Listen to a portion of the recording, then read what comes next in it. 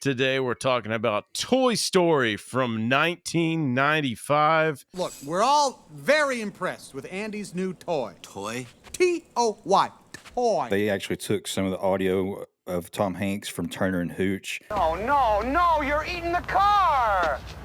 Don't eat the car. And, you know, even for us as kids, we're like, it's Tim the Toolman Taylor, right? Like, you know.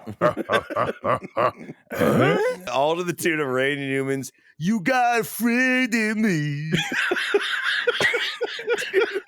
Thank you, Family Guy. You know, What are you looking at, you hockey puck? And they were like, hey, by the way, Don Rickles is going to be in this movie. I'd been like, and it's PG. Why don't you go and milk a Clydesdale for a half hour?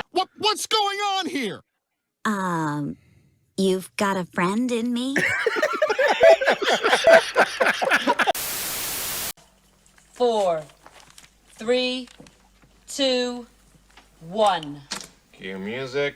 And there seems to be no sign of intelligent life anywhere. Hello? Oh, yeah. Ah! Whoa! Hey! Spotify was a human being, so I could punch it in the...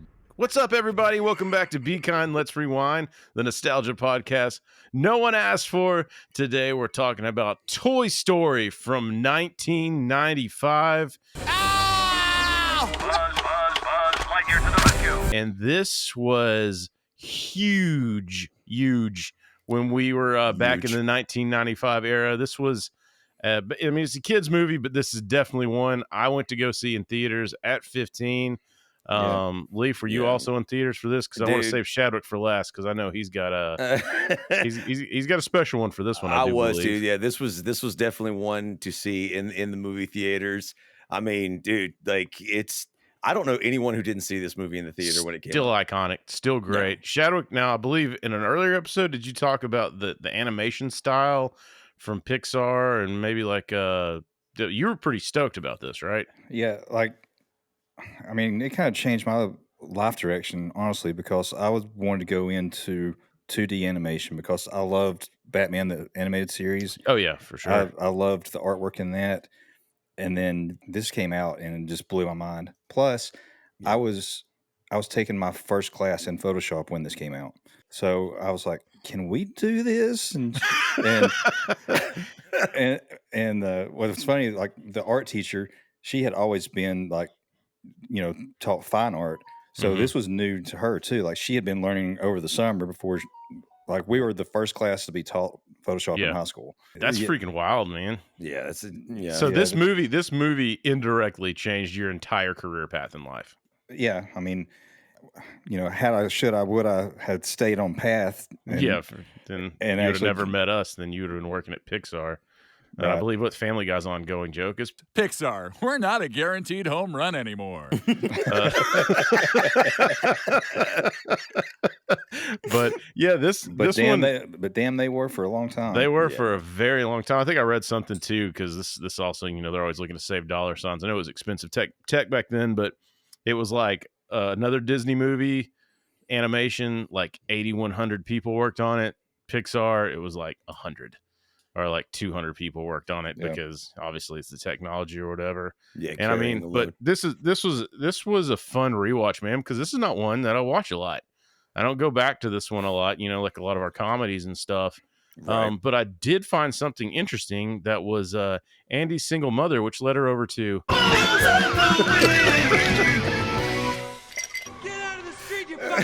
a lot of empty rooms in that house, Andy's mom. I think there's more than one tragic backstory there, but I'm going to talk about that when we get to it, dude. So today I've got some Wicked Weed Brewing, the Perny Haze, and shout out to my homeboy Jeff. Me and Shadwick hung out with him at the Halloween party. He brought me a sixer, and that was very nice of him, and a delicious beer. Keep mending up, my brother. Very nice. And Leaf, what do you got, man? Dude, man, I'm gonna unleash beast, dude, all over this movie's face, man, dude. Check it out. Monster, hard, 6%, dude. They're really proud of that. They put it right on the front of the can. Oh no, they put it on there. What they won't tell you is it doesn't have caffeine, because Four Loko fucked that up for everybody. Shadwick, man, what do you got there, brother? Well, unlike his drink, I've definitely got some caffeine in me, but I'm gonna climb up on top of Old Smoky again tonight. Oh, the salty caramel, man. Yeah, I was was going to mix it with some coffee, but I just went ahead and took my caffeine. So why don't we take a little break, get a cup of Joe? I know I'm going to put mine right in here. Hook mine right up here and pick mine right here. So, yeah. Also, I want to shout out Rewinder of the Month for this month, Butter, our dog.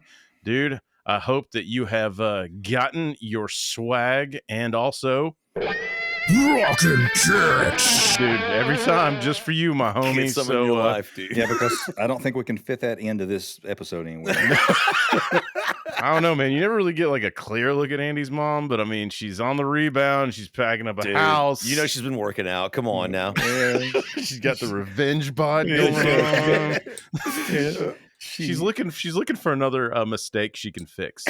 She's looking. Yeah, she just gets dark. She lost about 220 pounds of useless weight when she got rid of her ex-husband, her deadbeat husband. She thought she could fix that guy, but this next guy, and he just moved next door. Yeah. He's a piss drunk, pass out cock at Sid's house. That's Sid's. That's what broke their family up, was actually Sid's dad. So anyway, that's our dark. I mean, we're gonna do is what we fucking do, right? So anyway, this movie came out in 1995. So kick us off with some boring ass facts. Absolutely, dude. For the uninitiated, Toy Story is a 1995 American animated adventure comedy film produced by Pixar Animation Studios for Walt Disney Pictures. It's the first installment, of course, of the Toy Story franchise we're going to be talking about today. And it's the first, and I'm sure Shabak has comments, entirely computer animated feature film. The very first one had a budget of $30 million and it did okay. A paltry sum of $401.1 million. Like, was that domestic or globally?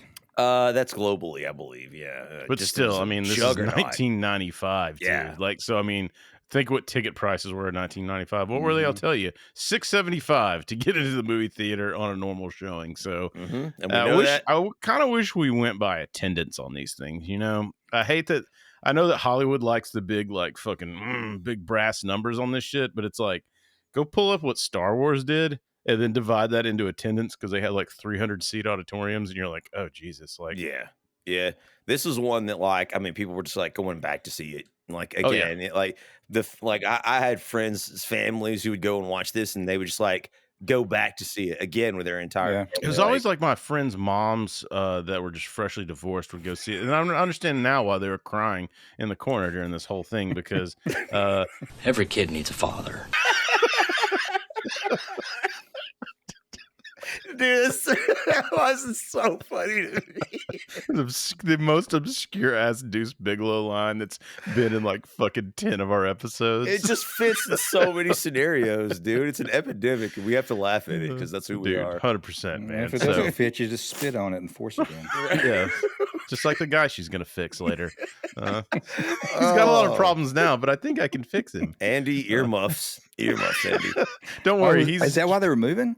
Yeah, yeah, probably. It all makes sense There's now. a lot of fan theories on this one. Yeah, dude. Man. But I mean, I guess that's probably one reason it blew Shadwick's mind too, is, you know, as far as the 3D animation, dude, it was like people had never really seen anything quite like this. No. I mean, and they were smart with casting. I know there was, I don't know if we want to get into the theoretic casting that kind of went into this, where they were trying to reach for one person or another. Yeah, let's do it, because I think that's interesting. Okay, what do you got in your research, Shadwick, on who could have? Because I know Tim Allen talked about it a little bit on Norm's podcast, right? Like, or on his show, I think. Oh, man, I don't know. It's been a long time since I watched that one. Mm-hmm. You talking about who could have played Buzz Lightyear? Who was going to play Buzz? It was offered to Billy Crystal, and he turned it down. Right. That's the one he mentioned. And he says, you know, later on, that's the worst mistake of his career. And I think it was John Lasseter, the director of this. Director, animator, partial writer. Yeah. But I guess he kind of like stored that away and brought him back to be Monsters, Inc., I guess. Yeah. Which was great, too. Yeah. And I don't know. I don't think Billy Crystal was the right fit for that part. I He's don't not. I don't And think he could do the authoritative, well, and it's you got to put your 95 glasses on too, right? So like, because Hanks was in the middle of Forrest Gump, right, and filming some other stuff. I think they're He wrapping up, was and remember, he was heavily financially invested in Forrest Gump because it was he in the took middle points. of Sleepless in Seattle and The Okay, League yeah. of Their Own. There's no crying in baseball! It was perfect for him. He was excited to do it because he felt like the energy he could bring to it was going to be better because his next films were like Forrest Gump and something else that was like just a little darker. Did you guys see where they actually took some of the audio of Tom Hanks from Turner and Hooch and put it to animation to test it out? No, No. wow. Yeah, I'll try to it's if you can send that to me. 'Cause yeah. I'll I put that in. will. I know exactly where it is. Oh, no, you're eating the car! Don't eat the car! Not the car! No, you stupid fuck! I think like for parents for us in 95, like Tom Hanks was a surging star in the 80s and had kind of solidified himself come 95 and obviously like after Forrest Gump, like, but so he's for parents taking us to this, they're like, it's, and even for us as kids, we're like, it's Tim the Toolman Taylor, right? Yeah. Like, so we still do it, 30 years later or whatever Yeah. it is, right? So like, I was on board with that because I loved that show and loved his character of just kind of a goofball or whatever. Didn't realize he did all that cocaine. Thanks, Norm. Another person I think that turned down the Buzz Lightyear role was Chevy Chase. Like, Wow. if y'all got that one, yeah. I'll tell you who I think could have done a couple people that could have done it. Mel Gibson. Yeah, he has that voice. Yeah, but last night, especially when Buzz first arrives and he's talking like very, like a military guy, right? It actually sounded to me like George Clooney. Yeah, definitely. Oh, and especially, yeah. that would have been hot George Clooney too, like ascending star. And they softened up Tim Allen a little bit as the movie progresses. Like when he first gets there, noticed. he's very militant. Buzz Lightyear to Star Command. Come in, Star Command. I'd seen Toy Story 2, the most recent, so I was a little like, oh shit, like I forgot that he came in stiff, Yeah. Mm-hmm. like, so that's a good point, that he came in kind of rigid and whatever. But I'll tell you, if I was a parent back in the 80s and 90s and they were like, hey, by the way, Don Rickles is going to be in this movie, I'd been like, and it's PG? No fucking way. No chance. Sold. So that actually caught me off guard last night when I was going through the Me too, the cast list. 100%, because I didn't pick it up as a kid. No, we wouldn't. No. We didn't know who the fuck Don Rickles was. La, la, la, la, everybody sucking sand. Like, yeah, we couldn't appreciate how fucking hilarious he was back then. Ed? That's right, Don. You're right. Everything you say is right. Why don't you go and milk a Clydesdale for a half hour? And that was the one I had to look up last night. And actually, I had to look up Bo Peep also. I did too. I knew it, but I didn't, when you look it up. And we'll formally go through these in a minute. I'll go up the synopsis. But I did want to talk about the what ifs because this, Disney early on, there wasn't like, I want to say maybe was Robin Williams one of the first ones with Aladdin for like where you had a bona fide celebrity start to do animation voiceovers. I was just about to talk about that. Like in the voiceover community, it's a huge disappointment that these big movies like started to like use these because you're basically killing a chance for like a young unknown voice actor like to get any kind of role like that. And it's something I never thought about till I became a voice actor. It's like you're not ever going to get any like big animated film roles like because they all go to known stars now. And this was another movie in the long line of those trends. And I mean, obviously it makes ridiculous amounts of sense for the studio to a known name. People are gonna go see Tom Hanks, Tim Allen, Don Rickles, and a lot Jim of stars, Varney. right? And a lot of stars before this movie and Aladdin wouldn't take voiceover roles. It was considered not real acting, obviously. I mean, for sure. That was one of the things. Like apparently, Robin Williams was one of the. I don't want to say he was the first one, but in his book, he talked about him really wanting to do this role, and he took this shit so serious. Like when he was filming for a movie, I forgot which movie he was filming during the day. Yeah. And then whenever he had a break, he was going to record the voiceover, and he was doing ad lib after ad lib after ad lib because he wanted it to be perfect. Yes. And so then I think also, so then that shows people in the booth like, oh, these dudes are going to be dedicated to, so 92. He was filming Hook. That's what he's filming. Oh. So he's filming for Hook, and then he went, because there's, kind of a Disney thing, right? And so like he went and was doing that. And but yeah, so when they saw, I think too, the dedication that some of these actors may put into these roles, and then of course, once Aladdin blew the fuck up in the box office, they were like, so these guys may be a little more expensive. So the actors are stoked because they're not on set 18 hours a day. They don't have to get fucking in makeup. They don't have to put all their shit on.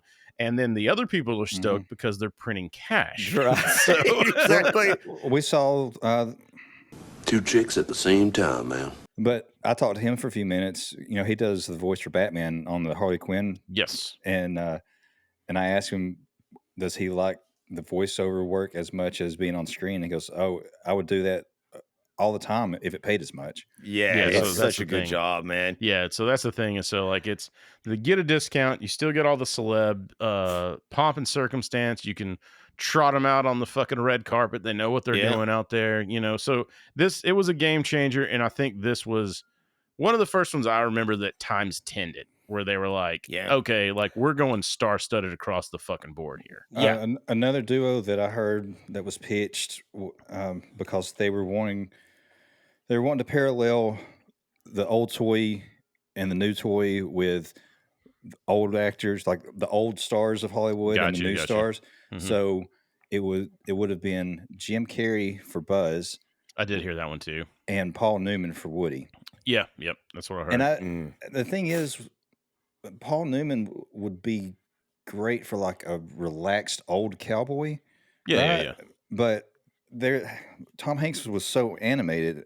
But I don't know if Andy was so animated. It's actually Woody. I mean, I think too, like it would have been a different character. It wouldn't be what you got. To Shadwick's point, though, I'm glad he brought that up because I was gonna fit that in here somewhere. Is that Tom Hanks actually ad-libbed almost every line. Like he was throwing in stuff. You can tell in between. The dialogue is so Tom Hanks. And it actually in this particular movie, the way that it was done, they did the animation after. Yes. Which is obviously, something that you could do with computer, generated animation. You can do it with cartoons because again, like I said, Robin Williams did a lot of ad-libbing for the genie. Yes. But it's with the computers way easier. Yes, exactly. And they took a lot of his mannerisms from him acting, and he actually added so many lines and so many different things that I think they used some of it for Toy Story 4.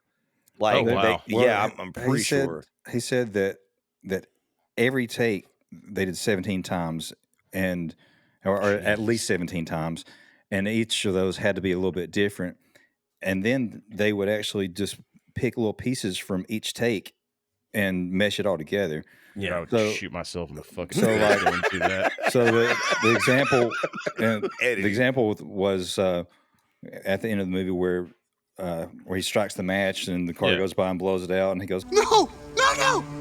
They took the no from a bunch of different cuts and splice it all together to get exactly what they wanted. Digital audio and all that shit too. Like you can start. We're starting to tech out a little bit on this. The word I'm searching for, I can't say because there's preschool toys present. Who are the writers for this, Leaf? As we go through this. So the writers were wasn't Joss Whedon? Josh Whedon was Josh Whedon. Honestly, we give Joss Whedon a lot of shit because Justice League, but he actually saved this movie. They come in with the story where Woody was a real asshole, basically. Okay, like he talked down to the toys, kind of ruled with an iron fist. Slinky Dog was like his protector, and there was some storyboarding where Tom Hanks had done this dialogue that they had written for him, and he was like making Slinky Dog cry, and it was rough, dude. Like I want to see that now. Joss Whedon came in. He's like, no, we've like it's got to be lighter.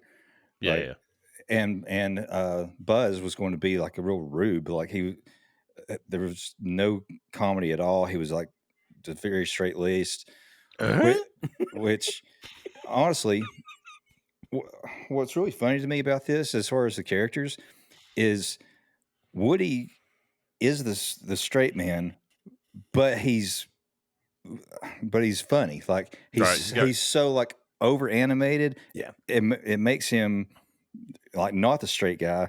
And then Buzz, he's supposed to be funny because he's the fish out of water. And he doesn't know what's going on. Exactly. But he plays it so straight that he's like the straight man. Yeah. It's really funny. It's a weird freaking dynamic, man. So, Leaf, let's go ahead and get into this. All right, everyone. This is a stick up. Don't anybody move. The film begins in a young boy's bedroom where the boy is obviously named Andy Davis, voiced over by lesser-known actor John Morris. And the kid is playing with his toys, and he stages a Western-themed story with his favorite toy, Sheriff Woody, obviously voiced over by Tom Hanks, his favorite pull-string cowboy doll, and like basically he's the hero saving the day. It's just the kid playing with his toy, inanimate objects, obviously, just like normal. I was just blasted back in time when I watched this now as an adult, like doing that, like making up these scenarios with your toys. So I actually want to talk to you guys about this. I know, Chris, you're going to hate me for making this first part so long, but that's fine, man. But it's good shit, Maroki. I want to talk like, how did you guys play with your toys? Like, we talked about this last night. Well, I can tell you, it wasn't in my fucking room with my single parent mom. Dude, I was basically Andy. Like I had a younger brother who was close to me in age, so I didn't get a lot of full sets of toys. I had like a mishmash of stuff, right? Like, so I would have to put it all together to like make different adventures and whatnot. And so sometimes, like the Ghostbusters were bad guys. You know what I mean? Yeah, man. That's what it's kind of fun sometimes, right? See, that's exactly what we talked about last night. For those of you who are new, my wife and I always do the rewatch together, and we kind of like have our little discussions or whatever. I had like certain sets, like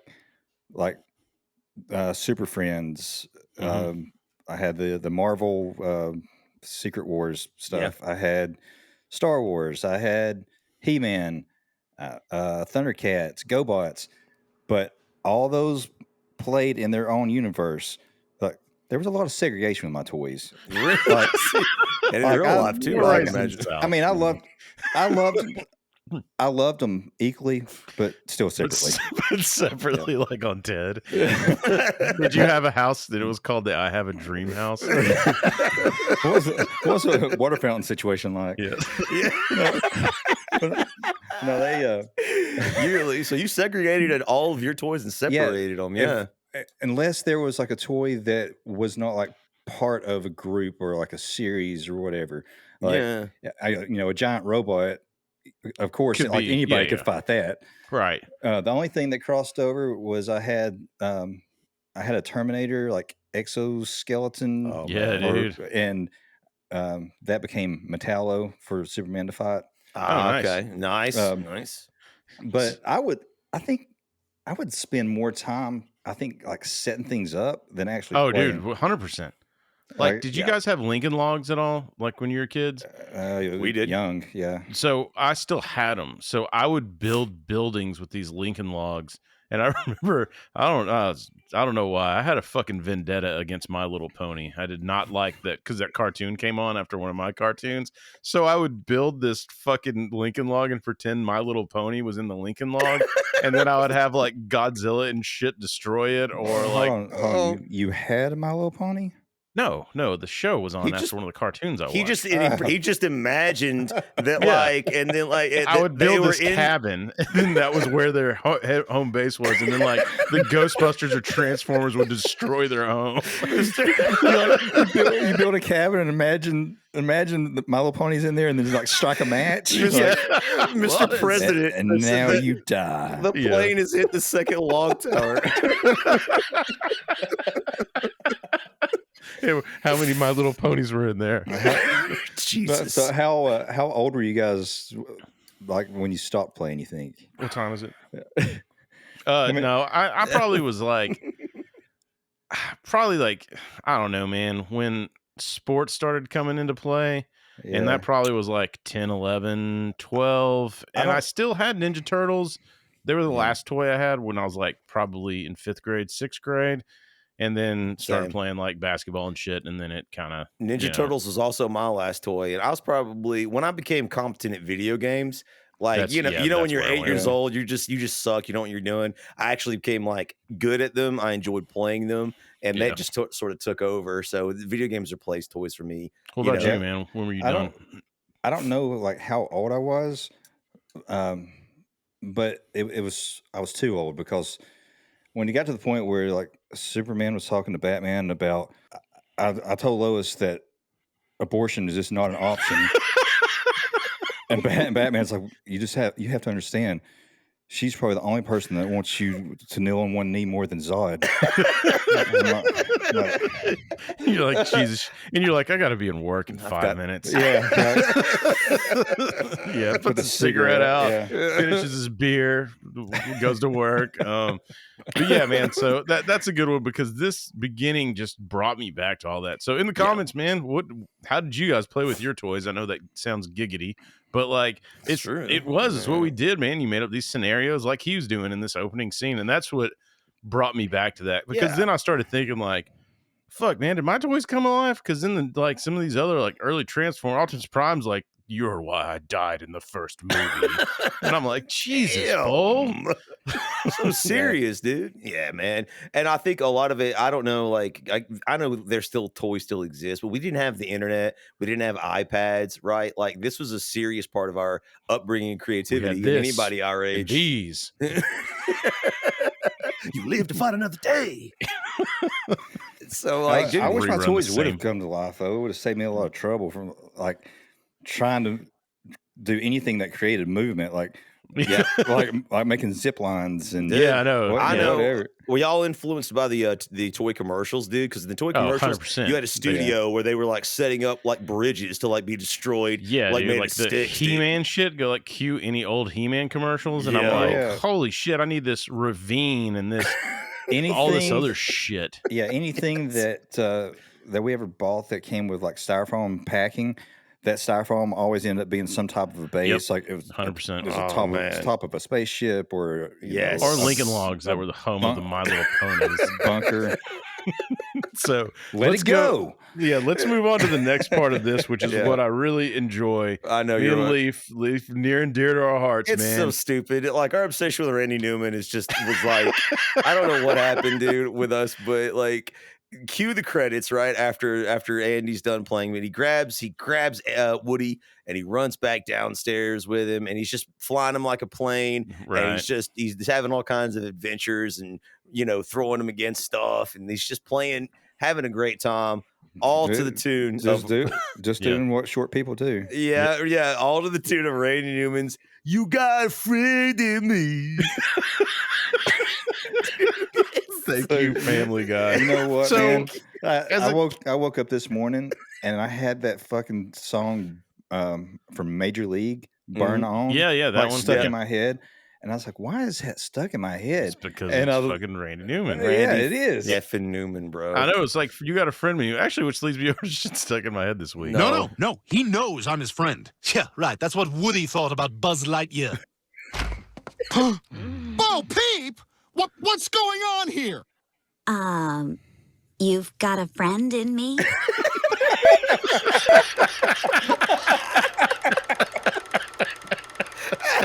I think I may have used that before. It doesn't fucking matter. I don't think so. I've never seen it. So So anyway, Randy Newman though, like he was, like you said, Major League and all these old movies, and it took Family Guy. Like, if you ever anybody that ever does impressions of anybody, like sometimes someone will do something and exaggerate something in their impression of somebody that it unlocks it in your brain, and that's what happened, I think, with Randy Newman, where we kind of went back and we're like, this probably should have been like, okay, we should have been like, this, you got a friend in me. Like, it's like, why is that okay? Like a singing style. But he works. He's so popular, dude. His music just became synonymous, like with Toy Story, and like they would go back to him again and again. And it's just his voice just has this like down home folk quality to it that's just. But I mean, it's made so many movies. Like, to Shadwick's point, the Major League in the very beginning of that's a good point too. Style, this song, "You Got a Friend in Me," other songs in that style. He just has a thick-tongued innocence to him. He does. Talking about drop the bomb on him and drop the big one, whatever it is. Like, it's, I don't know. Anyway, Family Guy. You ever heard Korean Parents?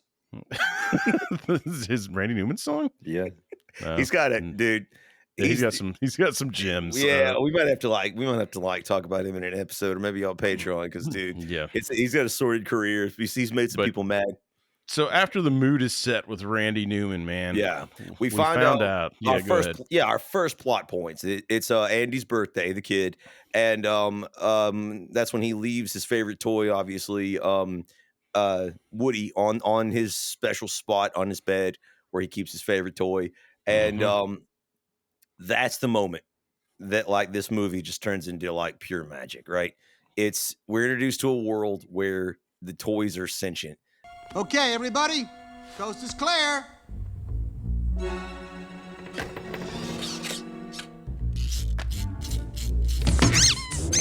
Ages 3 and up. It's on my box. Ages 3 and up. And there isn't a kid by the sound of my voice that didn't think when they turned their back that their toys might be alive, and you just didn't know. Hope. Like, God, you hoped. Like, when we're playing with them, they're alive, right? In your imagination, they're fucking alive. They are alive, and you get obsessed with them, and you really, you think about, all the adventures you're gonna have with them, and if they could move on their own and interact with you, how much better like that would be. All their insecurities and worries, and turn to drinking, and you call and you email and you change your address, like you put on weight and you lose weight. Like, I do think that the toys just eventually, as they get older, turn into the toys from Aqua Teen Hunger Force. Hey, I'm Happy Time Harry. You got a problem with that? Because if you do, we'll go right now. And he's got like a hand. He's got like a knife for a hand. You're right. This is what we all wanted and hoped as a dream come true, man. And as adults. Wait, a couple little points that we have to hit though. Woody gets up in front of all the toys. Hey, Woody, come on.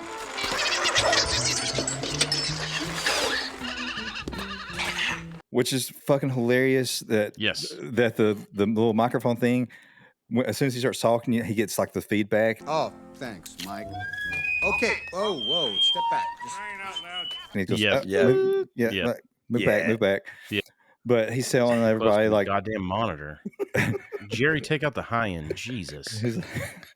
He's like, the move is coming up. So, does it, I know it sounds funny, but does everybody have a moving buddy? And everybody's like, oh my God, Yeah. He's almost like a helicopter parent in a way. Oh, yeah, man. But he's clearly like the de facto leader. He's just like going through all these like special announcements. He's like, oh, and Andy's birthday was moved up. It's going to be today. Yeah. And they're like, today? That causes them to freak out. Yeah. Yeah. And but let's run through the cast then, like, or at least the big ones. Leaf, go ahead and run through these. All right. So obviously, Mr. Potato Head is played by or voiced over by Don Rickles. I'll see to it that you never work again and that you wind up tearing tickets off in Kuwait. Salam alamala, kalamala, and everybody sucking sand. Dude, bro, if you really want to get some spicy stuff, were you gonna say what I was gonna say about? Go fucking Google Don Rickles stand up and any of the shit that he's done. Which one was the one you're gonna talk about? Dude, the one I was gonna talk about was not a stand up. The most raunchiest, like horrible shit I've ever heard a human being say came in the celebrity roasts they used to do back in the day. Yeah. And you can find the OG those ones. the OG ones, dude. It's the most racist, like, dude, it will blow your mind. Like, if you think like offensive comedy, dude, and Don Rickles was the undisputed king back Didn't he then. do something like in front of the president? Good evening, Mr. President. Nice to see you, sir. And your lovely wife, Nancy. It's a big treat for me to fly all the way from California to be here for this kind of money.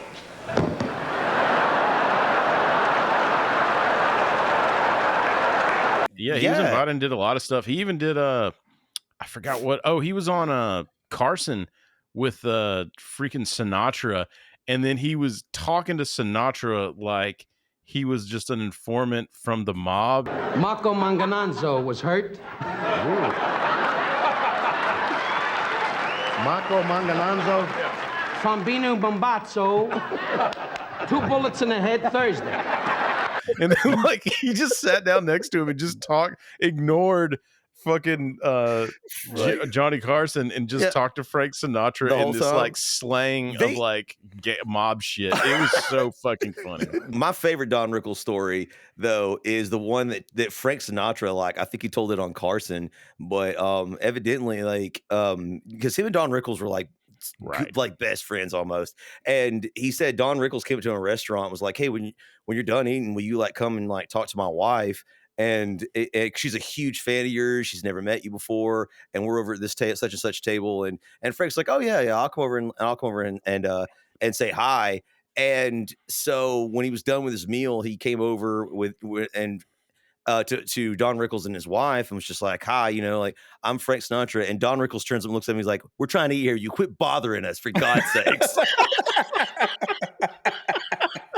And only Rickles can pull that off with that straight face with Frank knowing. Frank that he's fucking with him. Yeah. Frank's like, they were like, were you mad? He's like, no, I laughed because because it's hilarious. He just got fucking duped. Like, that's genius. But he carries that over into this movie, though. Yeah. Like, yes. He's like the insult king in the movie, too. You uncultured swine. What are you looking at, you hockey puck? We got Cliff from Cheers. Yeah, from Cheers. He plays the pig as Ham, dude. Women fighting is very unladylike. Unless, of course, they're wallowing around in mud pits. John Ratzenberger is his name. And I think he went on, didn't he? He has like the most involvement with Pixar, right? Like he's done almost every Pixar movie. Yeah, I think that's right, because he has a pretty extensive catalog of voiceover work that he did kind of after this. I think this was part of his maybe first foray into that. I could be wrong on that, but I mean, I think it was. But after that, he was in. I think he was in all the Toy Stories. I know he was in Monsters Inc. and a couple of others. So that's what I was going to say. Definitely that. This next one, Leaf, absolutely sells me on the movie. Sarge. Yeah, by R. Lee Emery, our good friend in Saving Silverman. Yeah. Stay away from women. All they want from you is your man juice. Well, I mean, Full Metal Jacket. Oh, dude, yeah. I mean, it kind of sends this home for that character where it's like, that is Sarge. Yeah, like when they casted that, there was one and only that was going to be able to make that work like that. I didn't know they stacked shit that high. Yeah. That's my favorite line of the film. Don't spoil it. Direct quote, man. And one of the ones definitely close to our heart, Slinky Dog, played by Jim Varney, who were, for those that don't know, old Ernest from all the Ernest movies. You're in a world of it now, pal. Oh my, I'm afraid. Sure, I'm scared. Everybody in box one is scared. It looks like curtains. This place is just screaming for Drake. Don't worry about the Ottoman. Just finished his book that was really freaking good. Jed Clampett in the Beverly Hillbillies movie. Yeah, absolutely, man. An insanely good actor and comedian. The guy could just literally do everything. His timing was just fucking impeccable. His crazy. His timing in the WWE also. Jim Varney? Yeah, Is John Cena's dad? Yes, I mean that is true. I do see it in the face, 100%. So you can't see. You can't see him. So next is Rex, which this casting was inconceivable by Wallace Shawn. And he's gaining on us. Inconceivable. Wallace Princess Shawn, Bride. dude. Inconceivable. last night when when Buzz goes out the window and he runs over there, it's like, he didn't fall. Yeah. Bro, like, and he plays his this is such good casting because the character is really sort of like Rex is obviously a T-Rex plastic dinosaur, and he just has like these massive amounts of insecurities and anxiety about everything. And Wallace Shawn's like voice acting is so good, dude. It's so funny. He's like my dog. My boxer is 100 pounds and fucking scared of everything. Yes, that's what Rex was in perfect casting. And then Rick Moranis actually was tapped for that. And yeah. Well, that'd have been I'm gonna be honest though, I kind of like the high pitchedness of Wallace on this though. You know, I do too. I do too. The last one, the last one, Bo Peep that we'll mention, Annie Potts, man, which I didn't know it was her. Ass secretary. Yeah.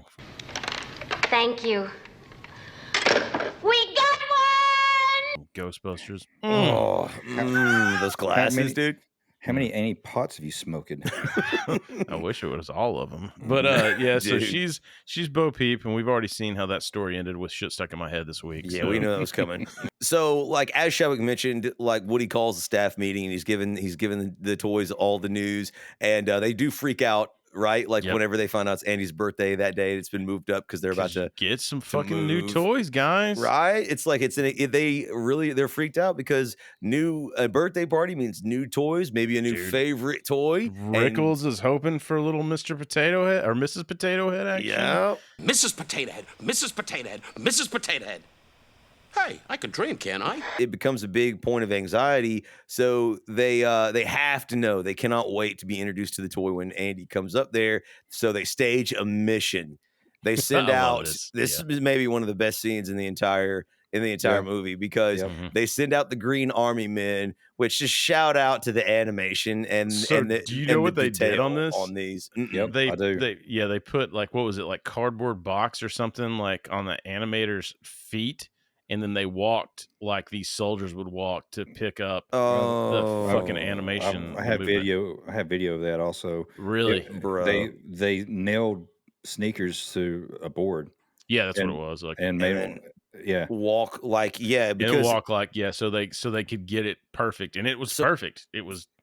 For the audio listeners, like it's you know what the Green Army Men look like if you're of age, right? They because so they could stand up and position them. The way they were molded is they had a plastic, they had the plastic piece, and they were attached to these toys, and so they had to walk as if with that green piece of plastic on their feet. I'm going to try to not nerd out all through this movie about the animation. Dude, this shaped your career. Are you kidding? Dude, nerd out, bro. Those little army men, they were obviously like molded, like in a mold, and they have this little line of like extra plastic that sticks out where they're pulled out of the mold. Yeah, and they made sure to add that. That's crazy, right? Yeah, I noticed that too. Like, holy shit! On the back of their heads, is the plastic. So the whole purpose of this is they're going to get in position. Because they get don't they get a baby monitor lowered to them? They're going to be in position so they can see what like Andy's new toys are, right? Yeah, so potentially, yeah. So Sarge is down there and he's just like, I'm looking in right now, and he's like, there are no toys that say "from Dad." No father in sight. Mom divorcee body in full effect. Full effect, dude. Yeah. So you kind of like that. Mom's been doing yoga. Yeah. So all the kids are at Andy's birthday party. They all arrive, and he starts to open up their presents. And one of the funny parts, though, is like as Andy's friends are moving in, like there's like these toy binoculars that they're sort of like like Woody is watching through and telling everybody what he's seeing, and they're freaking out the size of the packages, right? They're all so anxiety ridden about what all these may be, and so Andy starts to open up the presents, and Sarge is relaying back, and it all seems to end well. Like there's no really new toys for them to worry about. Like looks like he's naming off all the stuff as he's opening. Yeah, he's like, bed sheets. And Mr. Potato Head's like, who invited that kid? Yeah, dude. And so they end up fumbling with the baby monitor batteries, like in a panic, and it falls to the ground. And then there you get this scene where the toys are trying to and they're just stupid, obviously, right? And they're trying to put the batteries back in because evidently there is a secret present. On its way, he has to open. Which good on Revenge Bod Mom on this one. Hide that one because I think my parents have done this before, and probably I don't know if y'all's parents did this, but it would be like the one thing you wanted. You didn't get, but it's still like you got an awesome birthday or an awesome Christmas, but then you're like, there was this one thing I wanted, and then next thing you know, you turn around and it's the Red Ryder. That's what I was about to say. I call it the old the old Christmas story tactic, dude. Shout out our moms and dads, thanks guys, dude. Shout out moms and dads, and also shout out her because she was going to be damned if she let her dad outdo her this year. She will be the favorite of the divorced parents. She's like, oh, this is from your dad. It's a card that says sorry. Oh no, I just wrote that for him too. Yeah, I'm sorry, it has a little bourbon on it. And your father has a problem. Yeah. It has a condensation ring. I wonder on if that it. stewardess sent this for him. A little slut. But so we do. I bet his secretary bought this for him. 100% Andy grew up to sell drugs in high school. Oh, dude. Right next to Sid, ironically. Right next, Sid which we'll ended talk up about. being the good kid. Yeah, right. He got scared straight, as we'll get to, but all right. So the toys obviously get together and they finally fix the baby monitor, and we find out that Andy's secret present was a Buzz Lightyear toy. And of course, instantly Woody tries to, which obviously named after Buzz Aldrin. It wasn't the Antonio Banderas blow up doll. It was not. That was for Cartman's mom. But yeah, like I said, Buzz Aldrin. Anatomically correct. Yeah, Buzz Lightyear was obviously named after Buzz Aldrin. Yeah, for the space thing. But so his face was modeled after John Lasseter, the director. Oh yeah, I read that too. And I think also the color scheme was like his favorite color, his wife's favorite color, and his daughter's favorite color, or something like that. So, so a lot of little tidbits that we find digging that don't mean shit. Yeah, man. But we also we didn't mention too. This is like really, really important. One of the biggest pieces of magic is the fact that there's an unwritten law that's not really spoken about in the movie, but you come to understand it really quickly. The toys are not allowed to interact with people. They have you to can't let the kids know that you're alive. When the kids walk back in the room, the way that like Andy, because he's not like an action figure and stiff or anything, the way he like slumps and falls every time. Their turnover. Ron goes down for the count. Yeah, it just seems so real to me. Like, right. His arms are all damn, that's smooth. So I got a question about that though. Is that like the physics of that world? Like they can't move when? No, it's a rule because it's broken at the end. That's in fact. But the reason I said that was because when they're at the gas station, which we'll get to, but that truck is just about to run over Woody, and he's laying there. But he's out of sight. I think in that scene, it was a defense mechanism.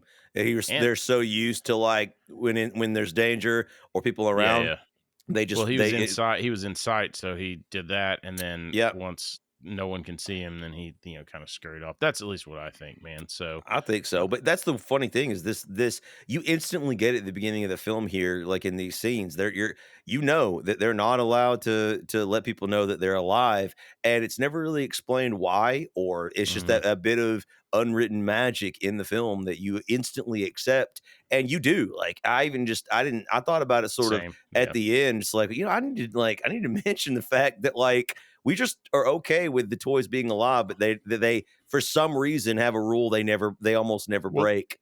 Well, I do, and too, like the other part about this that I really enjoyed was the pure joy in Andy getting the new toy. Yeah, like opening it, playing with it, all the features, all the I'm Buzz Lightyear. I was like, God damn it, I want to go back to that, dude. Man, take me back.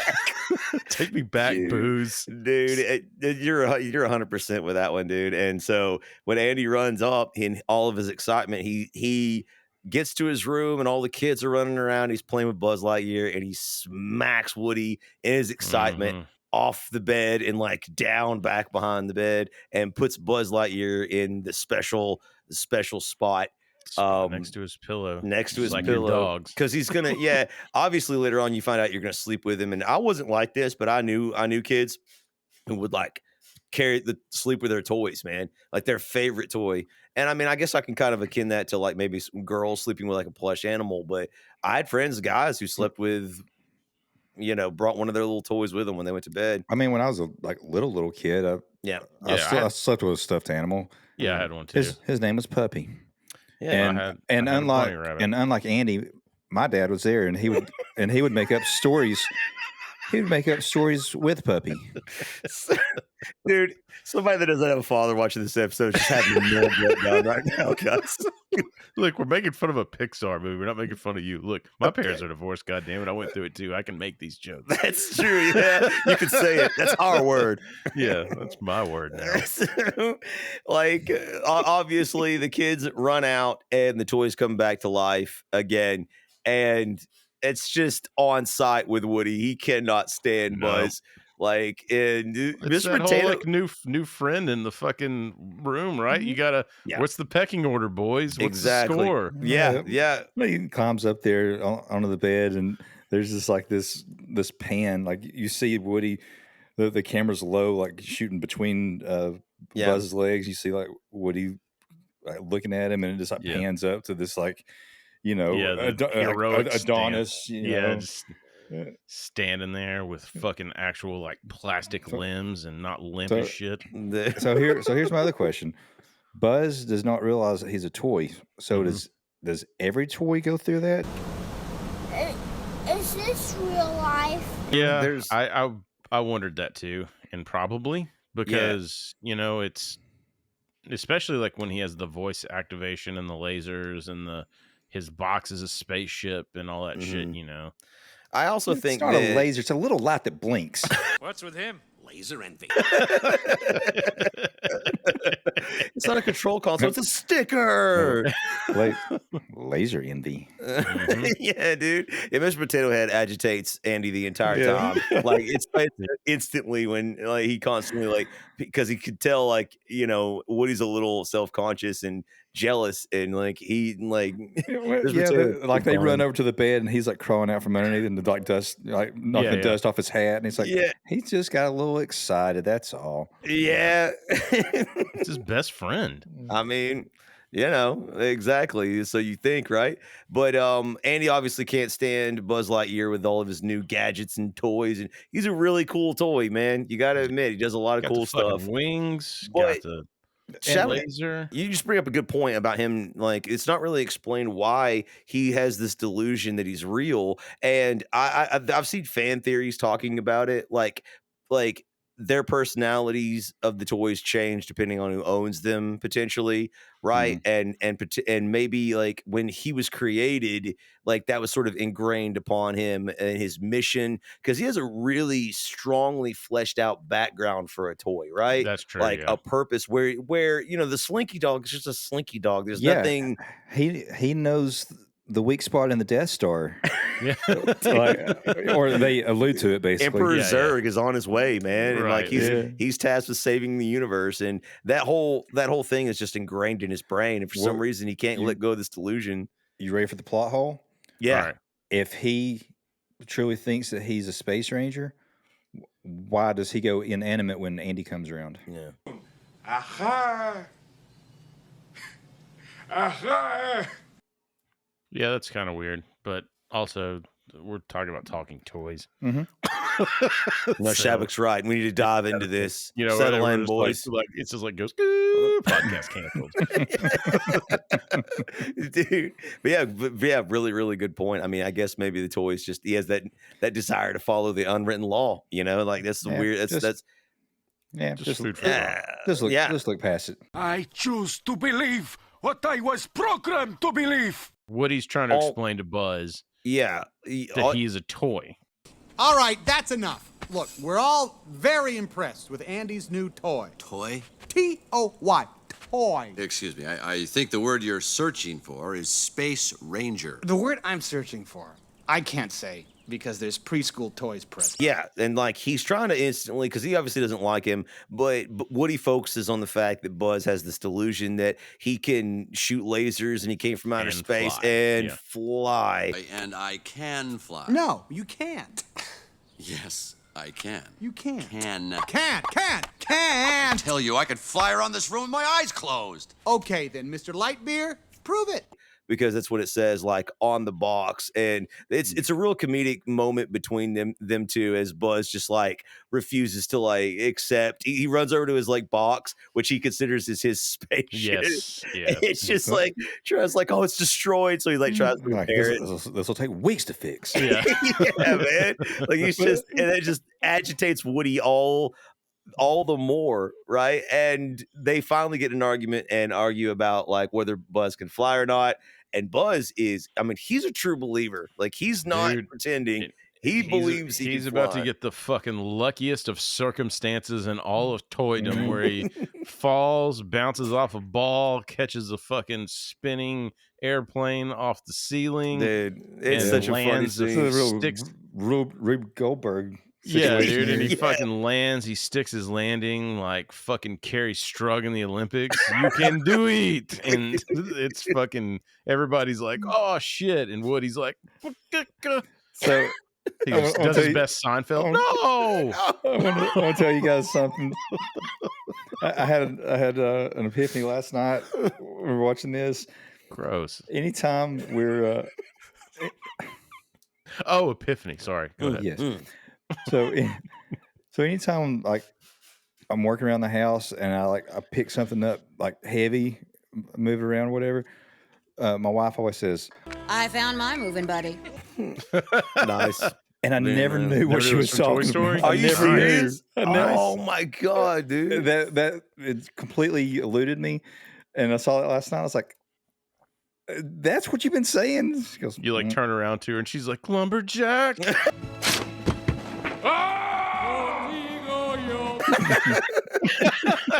Yeah, dude. Exactly. And that's exactly what happens. Like even Woody's girlfriend, Bo Peep, is like interested in, because she's "Yeah." So as soon as he sticks that landing, she's like, "I found my moving buddy." yeah, dude. Like, As Bo soon as she Peep, you sticks that whore. landing, she's like, We got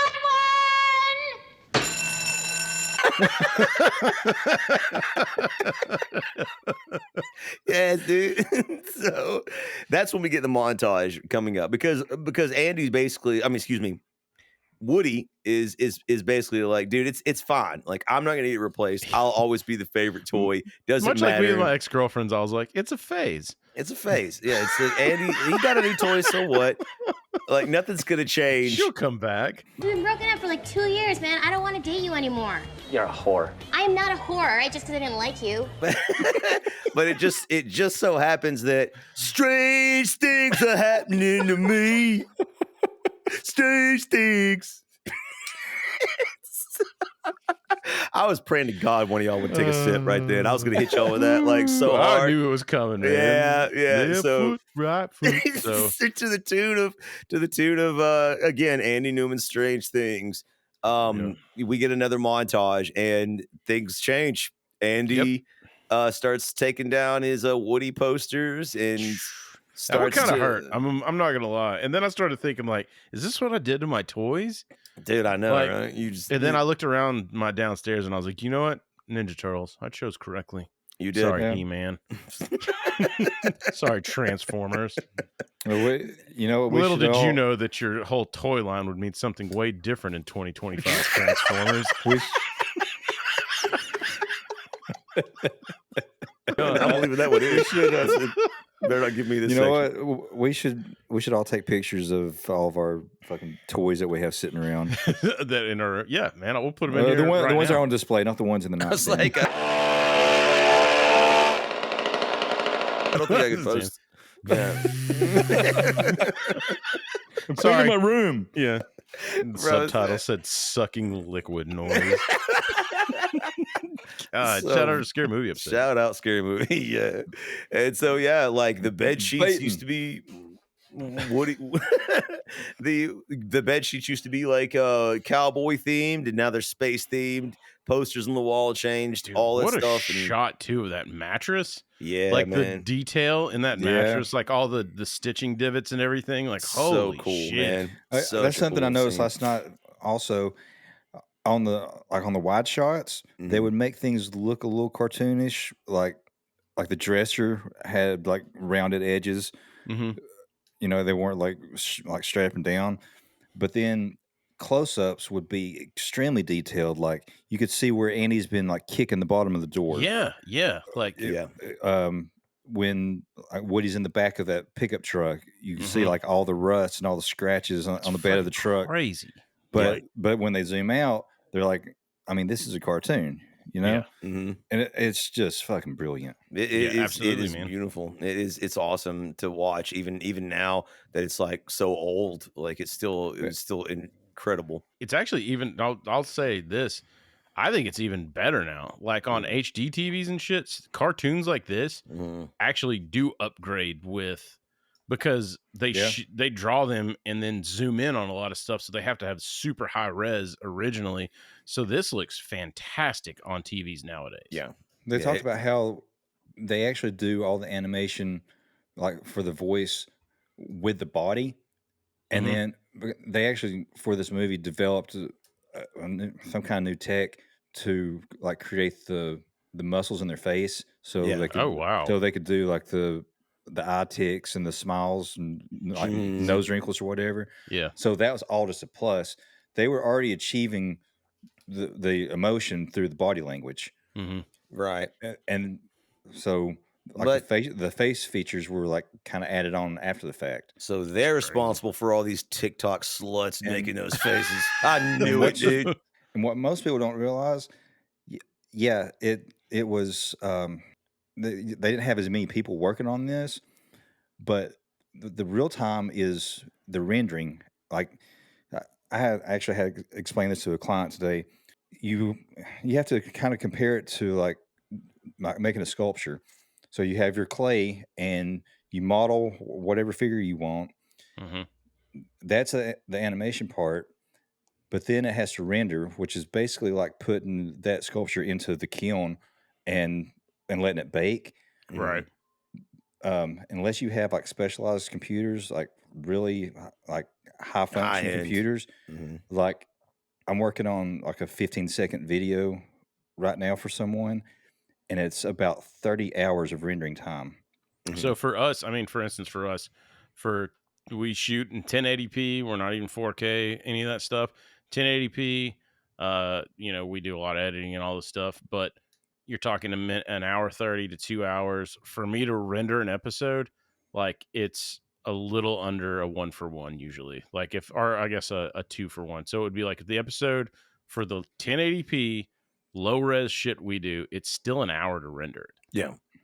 So now imagine 4K, 8K, super detail, super whatever, and we're just like a one shot, but you gotta think everything in every scene is created digitally, and they're all like individual objects. Correct. So they have to create and render that object, then create and render the next object, right, and then drop them, overlay them, then render that, and then like it's just crazy.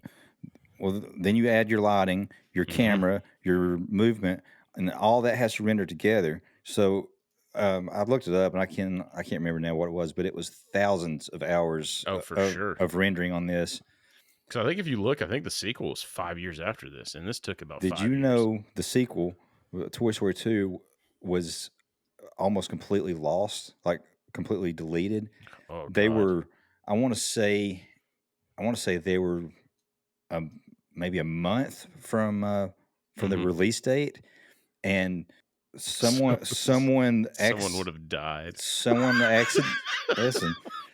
accidentally hit a delete key function, and it was deleting the whole movie off of the server. Like they were sitting there working on it, and like Woody's hat disappeared, his boots disappeared, and it was deleting the whole movie, and did in fact it deleted 90% of the movie, and it just so happened that one of the artists had been working from home, and she had taken the whole movie home. Holy shit! Otherwise, that movie, your ass back into work immediately with that copy. Women programmers, am I right, guys? No, I'm just kidding. We don't hire women. Had that not happened, it probably that movie may not even happened. No, for sure. That's crazy, man. You're talking about Time out.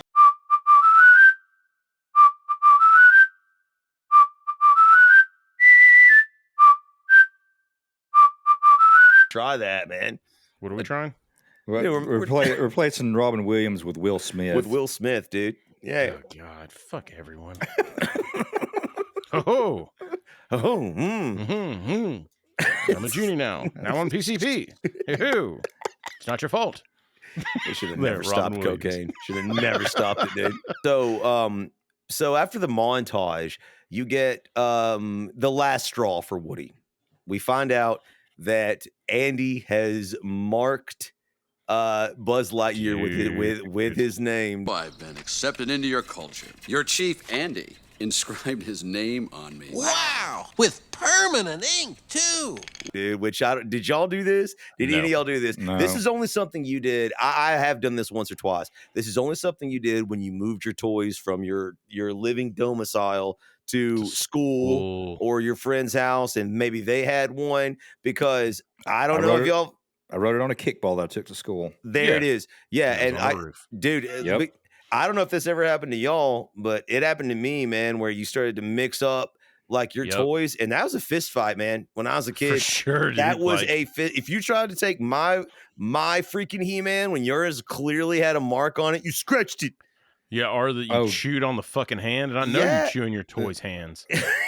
I may mention it before, but this kid up the street from me, Brandon. He Come on, Brandon. He got it. Dude. Got him. He basically was Andy. He lived with his single mom, and dude, he had no shit. He had 200 foot soldiers.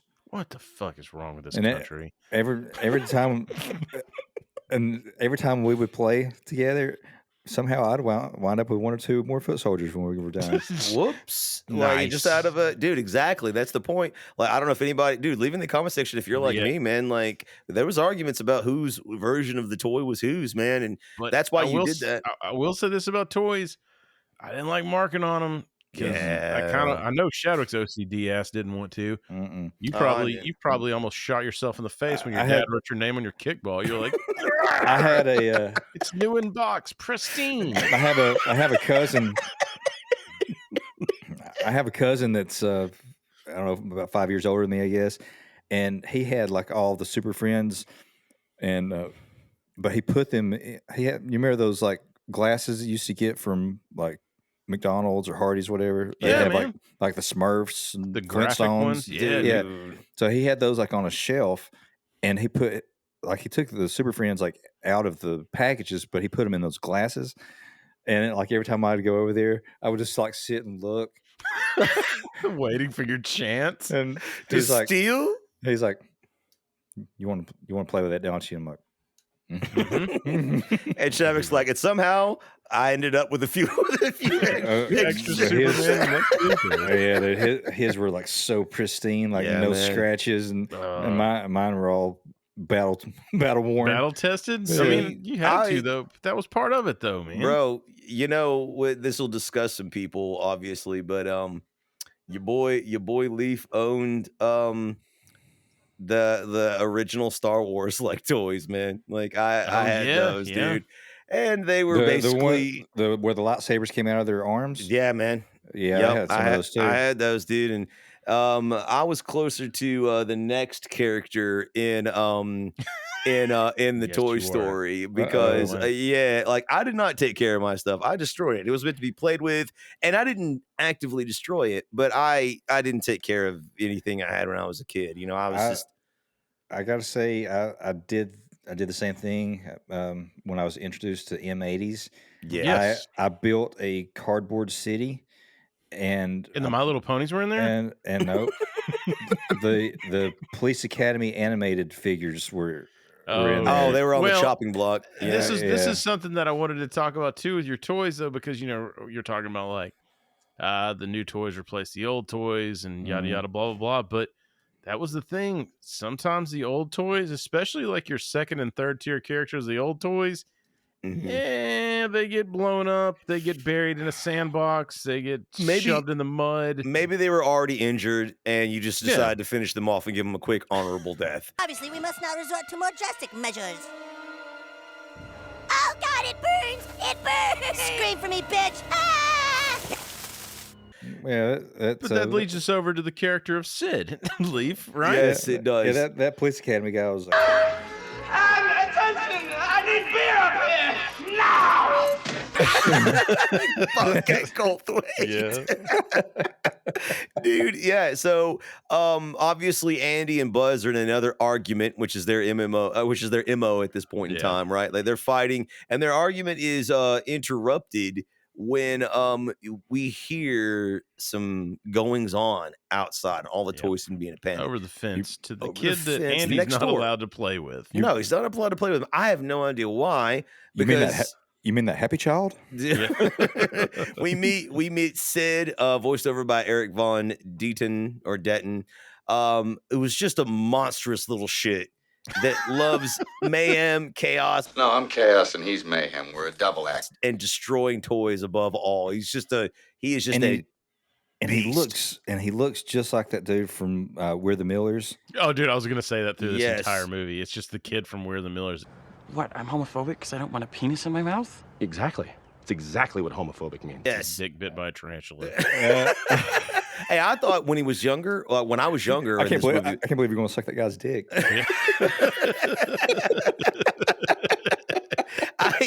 I actually thought he looked, when I was a kid, like before the Millers came out, I thought he looked like the kid from A Christmas Story, like the bully with the raccoon skin hat, man. Like, yeah, almost, him, and then obviously that segues into Bobby Budnick a little bit. Like, Scott Farkas. Yeah, it's the redheaded bully kid. He But also, to be honest, he also grew up for a short time, coached the Tennessee Vols. Butch Jones. Brick by brick. I'll tell you this, man. We kind of demonize Sid in this movie. We do. But I mean, if at least he's not blowing up frogs and other fucking like neighborhood animals and shit. I mean, he's not blowing up Spud, his dog. Yeah, he's keeping everything in house with toys. And to be honest, he seems to be some sort of mad scientist as well, as we'll get to later. He's got a creative imagination. He really does. You know, I hate to go dark on this, but he's got an alcoholic father that passes out in the recliner. That's it. And you open the can of worms. I'm just going to say it. And he's got 14 fucking locks on his bedroom door. Saying it. Exactly. I'm saying it. Sid and his little sister are abused. They're getting abused. we know this. Right? You guys know this. Yes, they are. She has the dolls that she clings to. He's taking out his fat aggression out on his sister. And you her don't toys. act like that. Unless some bad shit is happening. All of the bullies you ever knew had some terrible shit in their past. Hurt people.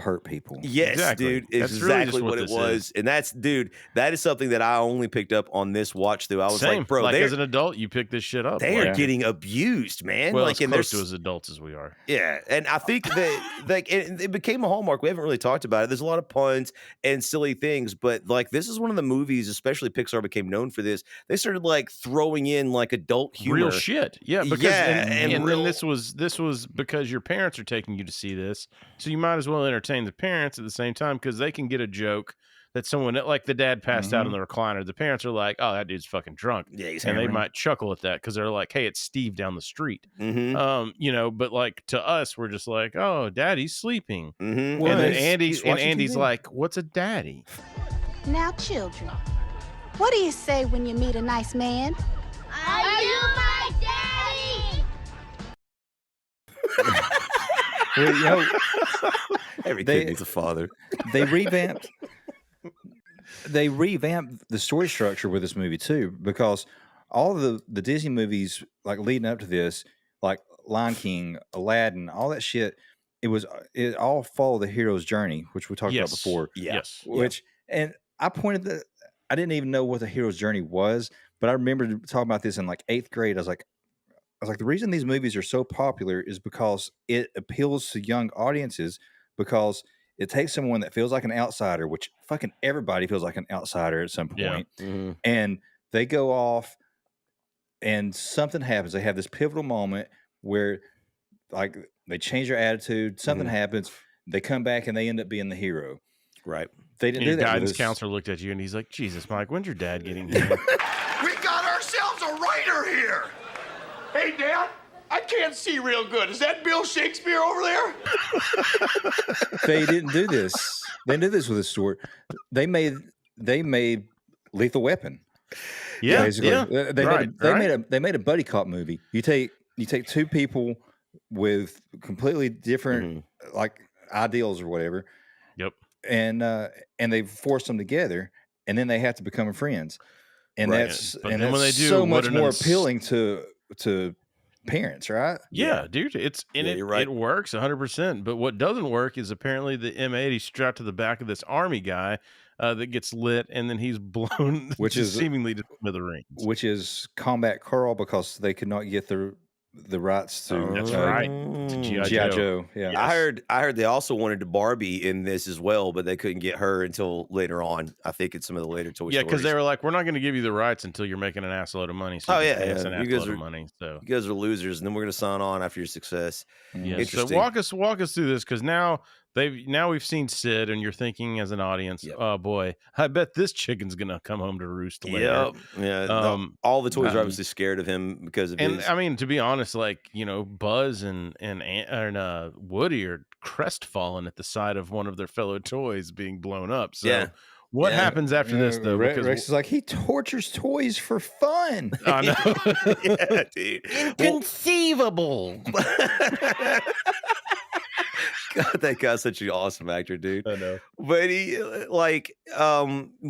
Buzz wants to stop Sid from doing this, and he is just absolutely stuck in this delusion. Like, he is not letting it go. Like, he believes he's a space ranger and that he's like has all these powers and abilities, that his laser on his arm is not a blinking laser light, it's real. I believe the word you're looking for is space ranger. Yes, dude. Yes, he thinks he is a space ranger, and he wants to stop Sid, but Woody, obviously knowing that he's just a toy, like, deters him before the M80 blows up. And like, Buzz is mad. He's like, dude, like, I could have saved that toy. And Woody reaches a boiling point. He's basically so sick of Buzz, man. He hates him, dude. Like, he's jealous of him, but he's also like, Buzz is retarded and annoying. Like, he's trying to work on his spaceship, which is just the box he came in. Yes. And like, all the other toys are in love with him too. And that's the other thing we didn't mention, that like, they're instantly they're all enamored. looking up to him. Woody's just mad, and then Woody's like, Buzz's girlfriend, woof. And so, like, what happens is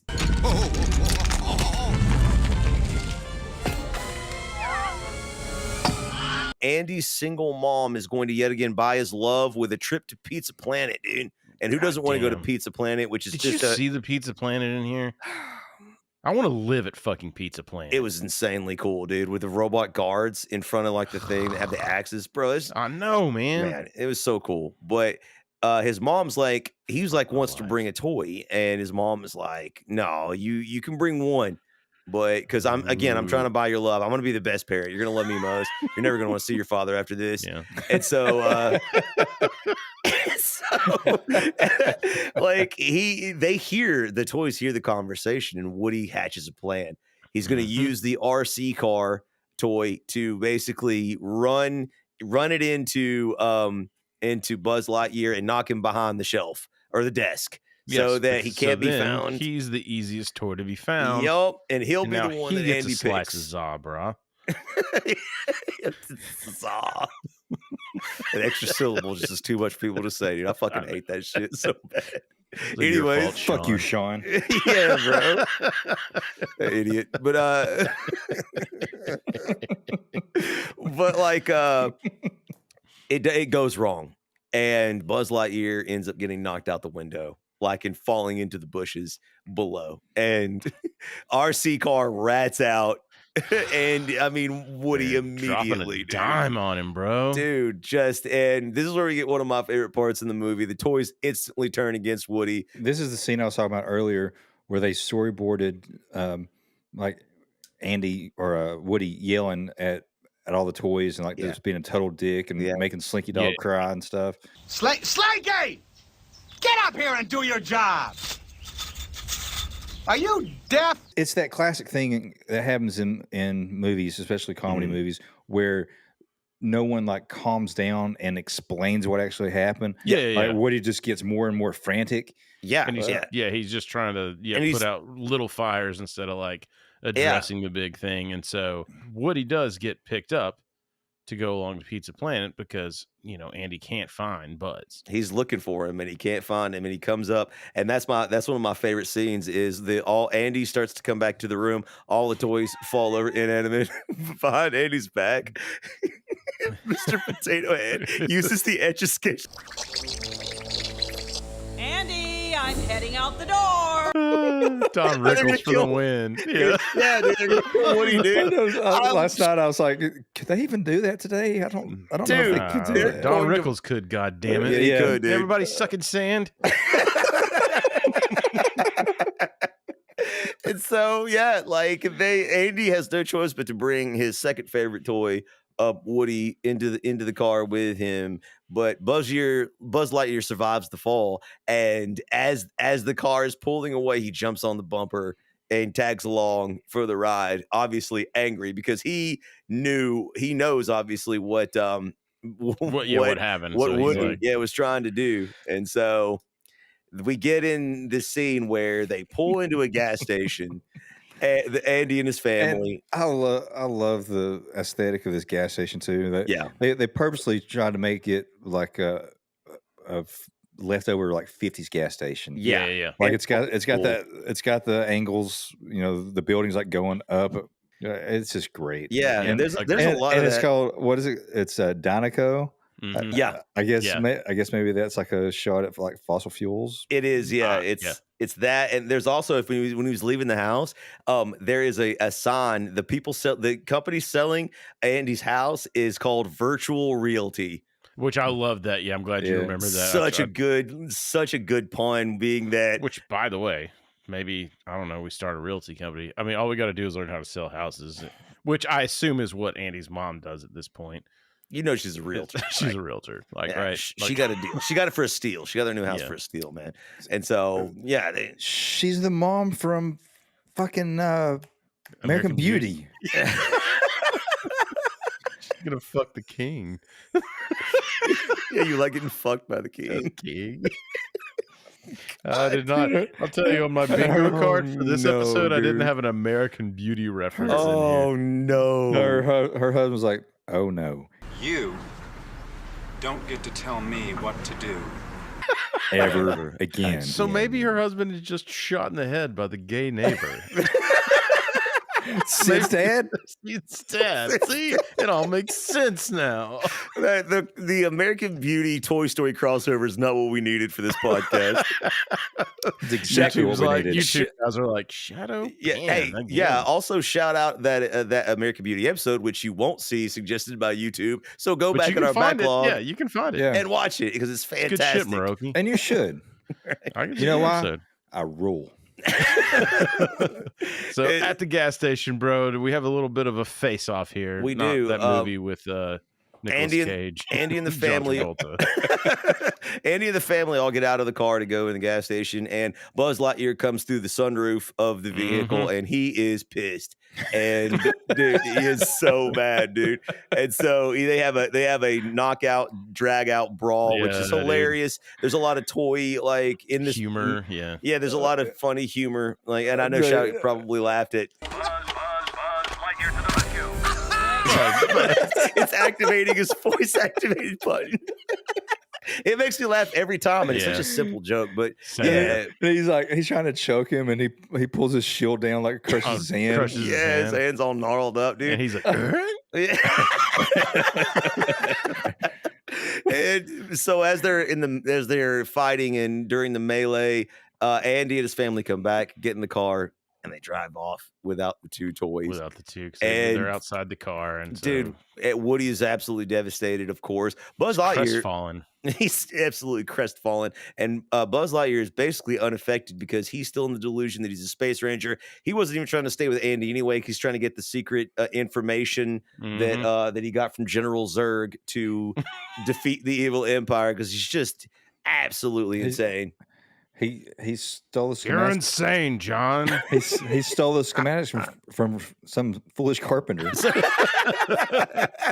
Dude, exactly. And so, like, Woody has to formulate an actual plan. And right then in the gas station, a Pizza Planet delivery truck pulls up, and he knows that's where Andy is going. And so he has a long story. Dude. Oh, he's just devastated, bro. He understands the gravity of their situation.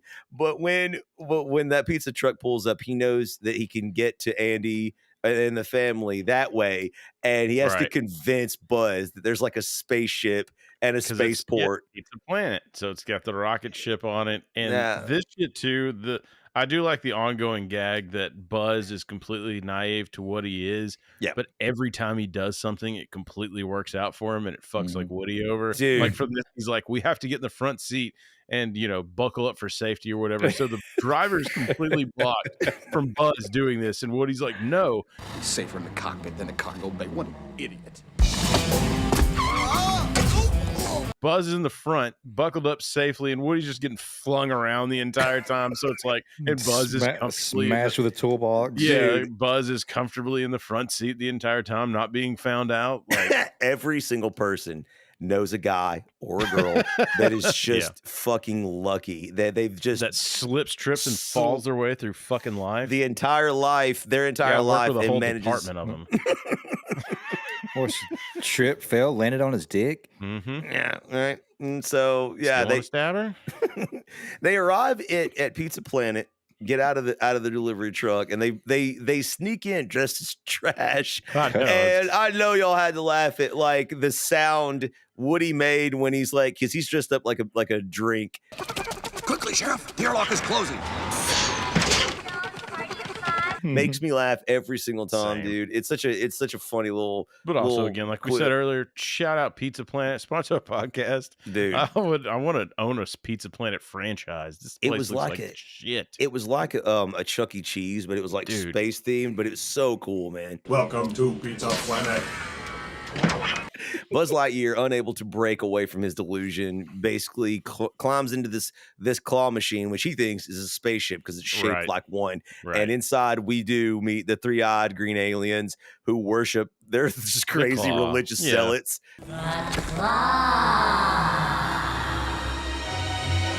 And they worship their god, the Claw, that chooses the chosen. Right. And so, unfortunately, the person operating the Claw turns out to be Sid. Sid gets one right out of the gate. He gets one of the three-eyed alien toys, which immediately that's not going to end up well for that thing. Yes. And then Woody's trying to get Buzz so they can get back to Andy, because Mom's running out of money pretty quick because these pieces are expensive. Dude, and she's getting. And she scoped the landscape in there, and there are no fixable future fathers in there, so she's ready to bounce. Yeah, single dads are hard to come by. Every kid needs a father. So anyway, Woody's in the claw machine, and so Sid plays the game, and Sid's like, shit, a Buzz Lightyear, fucking game on, and so he grabs him by the helmet. Because it's not supposed to be in there, and then Woody grabs on, and he refuses to let him go, and so he's drug with Buzz Lightyear into the clutches of Sid, who stuffs him in his backpack and heads to his house of horrors. Let's go home and play. And let's talk about if you go back and watch this movie. Again, all these old movies, especially like Pixar movies, there's so much shit you're gonna find in the background. Yeah. So when you walk in to Sid's house, like he's got his dog, and then you find the fate out for the three-eyed alien out of the gate. He's gonna get fucking devoured by this dog. Which actually, in hindsight, chew toy for the dog. Sid's not a bad kid, Yeah. I mean, like He just it's had abusive parents, Well, perhaps.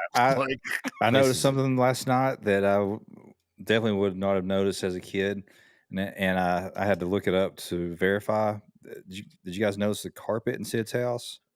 Yes, it's It's the hexagonal from the Overlook Hotel in The Shining. Yes. Yep. Oh, dude. Yeah. I which had to look that up and basically verify it too. Yeah. which basically sets the theme for his house because obviously Correct. he's a little monster, and he feeds the 3-eyed alien to his dog Scud, which has got to be a play off of like 100%. Spuds McKenzie. It's the same you kind guys of dog. remember the Spuds McKenzie dog? He's Spuds McKenzie, Bud Light's original party animal. Go, Spuds, go!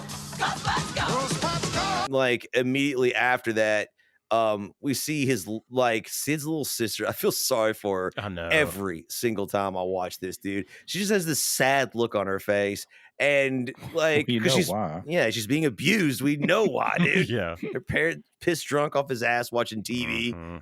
Fucking piss drunk cock. He's a hunter because like there's a like a buck head on the wall, and there's like flying ducks like Yeah, for the that's on the true. wallpaper. Good call. So like I like piece that together potentially, anyways. And so, dude, he starts just basically instantly abusing his sister, steals her toy, runs up to his room, and performs surgery on her stuffed animal. I do kind of enjoy his little narrations though. Yeah. I mean, he's a creative kid. yeah, He's dude. just a monster. And they said they based I guess there was a guy at Pixar that would kind of come up with creations like this, like move this character's head on this character and this. Yep. And so they kind of they didn't base they based that idea of him piecing toys together off of this dude. Yeah. There's a shooting target on his wall somewhere. That was made from one of the artists that always like had that in his office. Oh, that's cool. Yeah. And then you guys saw the toolbox, I guess. Yeah. So that toolbox, I was gonna say, there's two things like when we get to that part, which is pretty soon. But I did notice his dad had this lampshade that looked like it was made of human skin. Oh, wait. Was she a great big fat person? That's Sid's operating table. Oh wait. I noticed that Sid's operating table was just like a door. Yeah, I know. Because he probably found it in the front yard. His dad breaks them like every other week. So. Well, that's why he has 32 locks on his door, dude. It's the basement door that I broke off when I was fighting with my ex-wife. Yeah, exactly. That's what it was. Allegedly. Blew it off the hinges. Yeah. So yeah, he's got his operating table. So I do want to get to, like you said, the door's locked. Yeah. His sister gets freaked out when she finds out her doll's head's replaced with a pterodactyl. So when he does leave the room, Woody tries to escape. There's 1,000 fucking locks. Yeah. He's got no fucking way to get out of there, right? Like he's trying to go to the window to signal to his boys. He's like, trapped. Dude, yeah, we're trapped. He's stuck with somebody who is just an absolutely just delusional maniac. Buzz Lightyear is no help at all. Like he just is just detached from reality, and doesn't even really care necessarily about Andy that much. He's just keep trying to get back to Space Command. He keeps trying to radio for help on his plastic sticker. Yeah. Like in the movie, you're just like, dude, like when are you going to be able to? When are you going to like break free of this delusion? But he's about to. That's when, that's when they meet the Morlocks. Why the Morlocks in like fucking 16 movies that we cover? It's just that we always use them now. Look, I don't know, but the baby head on the mechanical spider legs. That fucking, what was that, an erector set, I think they were called, or whatever the fuck. It had spider legs. That is the creepiest shit I've seen in a very long time. In It a was kids scary. movie, you're starting to scar people like Large Marge. Like that shit is fucking creepy. It is scary, and the music is scary, and Andy's. And then when they're like Barbie legs on a like fishing ball or something. Yeah. Some people there's say a lot of weird shit. Some people say that that's actually like a pun, like it's a hooker. Okay. I've seen that online. I don't know if that's true, but like I've seen that. Some people say that's like. Turns out Sid didn't want to be like left to God's one ass schematic. So he started. 3-assed You see monkey all and these things toys like that. And they immediately like run after all these like mutant toys, run out and scare the shit out of Woody and Buzz, and they basically run back to Sid's backpack and hide. They like zip it up and they descend upon the toy that basically got decapitated and operated on. And like that's sort of like the end of the scene. They assume they're cannibals. I think Buzz Lightyear calls them. They're cannibals. Yeah, right. Yep. And that's sort of like the end of the scene. They're just these terrifying mutant toys at this point in the film. But the next morning, that's when Sid burns a hole in Woody's head as he's playing with him. The abuse starts. The kid wakes up and he's ready to just destroy shit. Yeah. Yeah. And so I don't know why. We have ways of making you talk. Yeah, dude. He's stuck in these fantasies about torturing somebody, like a rebel for information about their base. Like it's creative kid, man. Dad has a goddamn human skin lampshade downstairs. Oh wait. We're gonna see a little bit of his dad in a minute, but or you assume is his father. But when his mom calls Sid for Pop-Tarts, and he runs out of the door excited and leaves his door open instead of locking the 32 locks. I haven't eaten tonight. I'd be excited as shit for a Pop-Tart right now, bro. Shout out to Pop-Tarts, man. I used to eat the hell out of those, dude. Yeah, they were so good, man. Pop-Tarts is one thing that you cannot go generic on, by the way. Agreed. 100%. Yeah, 100% agree. I'd rather eat the box. Same. So, actual Pop-Tarts. Giggity. Sponsor our podcast. Yeah. So Woody and Buzz Lightyear run out, and despite what Woody's plans to the contrary, the dog is sleeping on the stairs. He's trying to figure out what to do, and Buzz Lightyear just sort of wanders off on his own way. He goes rogue, man. He just goes rogue. He has his own ideas. He doesn't obviously like Woody, and he's not listening to him because of the attempted murder. And so Buzz Lightyear wanders by himself into a room with a guy. There's soda cans on the ground, but we all know what they really were, right? Yeah, exactly. They were the delicious beast, dude. Sponsor the punk. They were Duff. When I was 17, I drank some very good beer. And so on the TV, there's the guy that's in the room is like pissed drunk and passed out, and on the TV is a commercial for the Buzz Lightyear toy. And you just see Buzz's face, like it's such good animation. He is crestfallen. High pressure space wings to infinity and beyond. Not a flying toy. Get your Buzz Lightyear action figure. Yeah, he's looking at like the sticker on his arm, like he's comparing everything to the commercial. But he still doesn't want to accept it. And in a final desperate moment to prove that he can fly and that he is the real Buzz Lightyear, he gets on the banister and attempts to fly out the window that's in front of it's on the stairwell. And every fucking kid's worst nightmare. As soon as he lands, the goddamn arm pops off. And Pops off, dude. Fuck, it's never gonna stay on anymore. Like once they pop off one time, like, it will never be the same. Or it might stay on, but it's going to be loose. Yeah, it's fucked. Yeah, it'll never be able to get to stay like this again. Yeah, I don't know what that's like being a middle-aged man. Just wake up and things don't work. Things don't work like they used to anymore. Your legs just refuse to respond. But but let's not forget the moment it's such a sad. Cue the narrator from Fight Club saying, "I fell down some stairs." Dude. And so Buzz is laying there, and it's just like it's a really sad moment because he realizes he's not Buzz Lightyear, and it's pointed all the more because Newman's like, "I will go failing no more." Dude, and the whole movie, Newman. Thank you, dude. And I laughed at that every time he sang, dude. But even though that was really, really sad, but it was devastating in the film because his spirit's broken, his arm is broken. It's just over for his back for Buzz. is broken. It's spinal. By that, your back is broken. What a vertebrae or what portion? Spinal.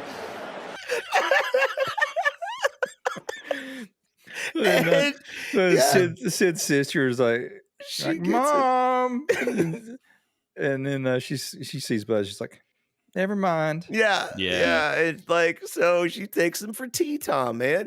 And it's yet another really sad and depressing scene. Well, it's Buzz is starting to imitate Sid's father. He was a drinker. He was and a fiend. and a fiend. And so Buzz is just hammered drunk. Yeah, he's of these teas. I assume they were Long Island iced He teas. mixes it. Yeah, he says it was Darjeeling tea, but it's definitely not.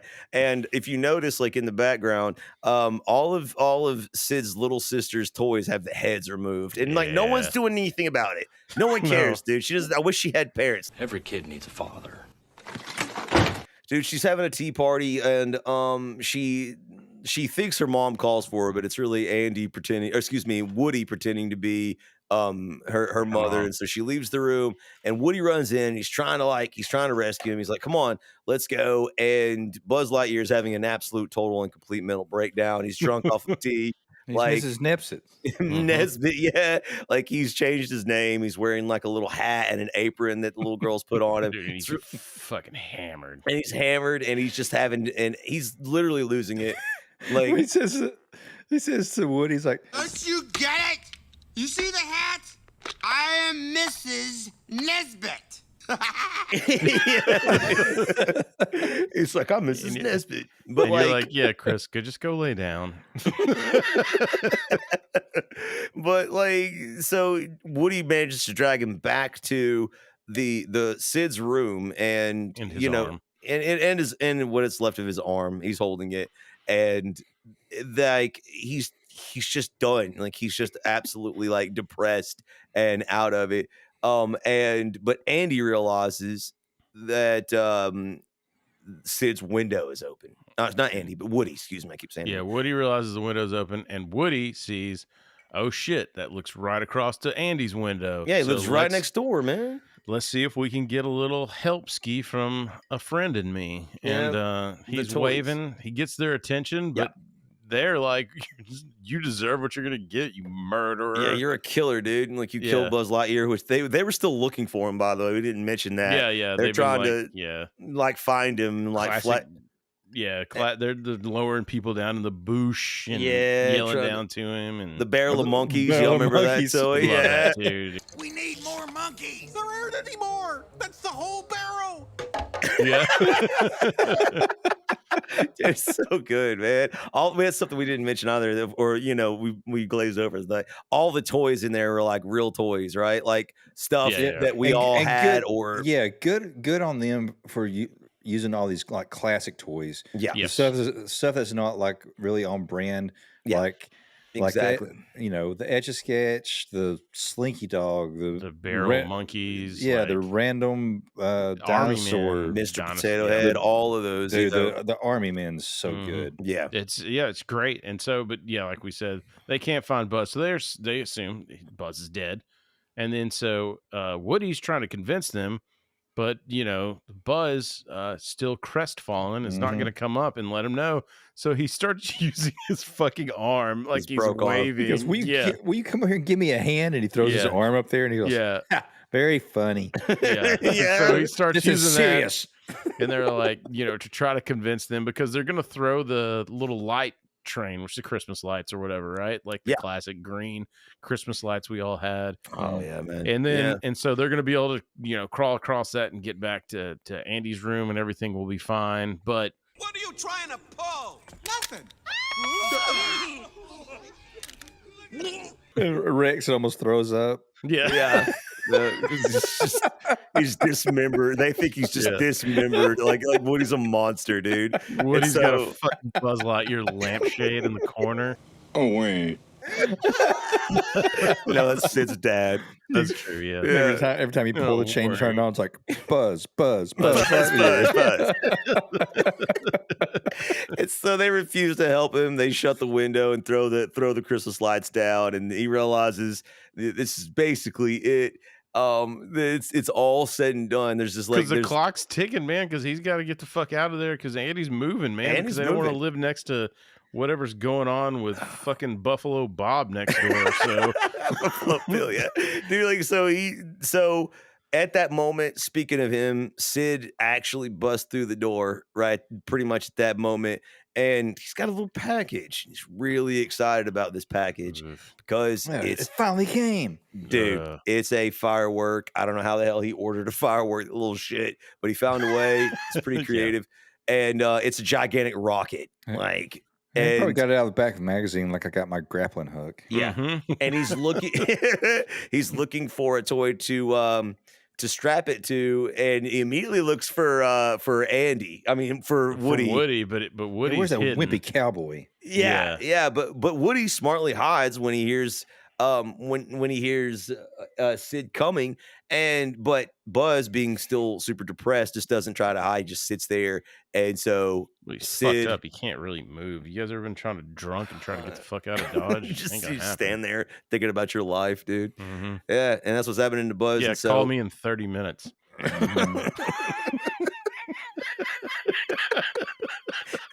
Call me earlier today when I was watching the behind the scenes on making this, and I was like, "What have I done with my life?" You're like, this should have been me. This could have been me, dude. Like, so Sid straps the rocket to Buzz Lightyear, and just then, something fortuitous happens. There's a clap of thunder and lightning, and it begins to rain.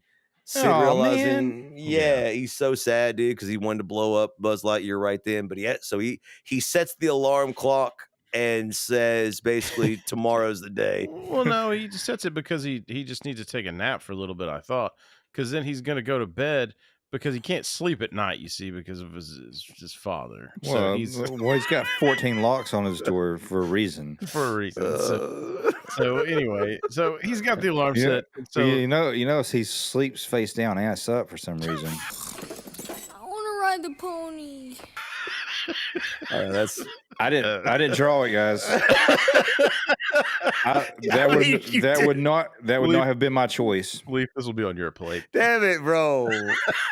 So anyway, I'm just going in. So he's going to sleep, but as this happens, this is kind of when you have a little bit of not kind of, you have a bonding moment here, right? You do. Like, this is where, Andy is trying to. So when Sid goes to sleep, he realizes that's his chance to escape. He's actually stuck under a milk crate, and like there's a toolbox on top of it. So Andy can't get. This is what we wanted to talk about earlier, right, Shattuck? And so what did that toolbox say?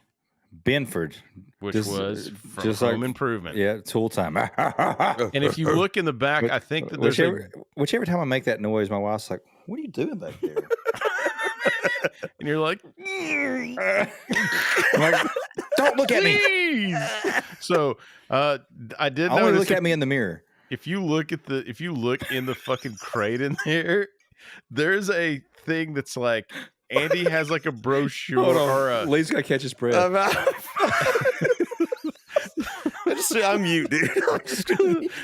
Sid has a brochure in there that's like instructions how to interrogate people. That I noticed. I had to pause and like I didn't zoom see in. that. I didn't either. Booklet in there that's like it's like rules to interrogation or some shit like that. Like, dude, he's just a monster. He is a future serial killer. We all know it.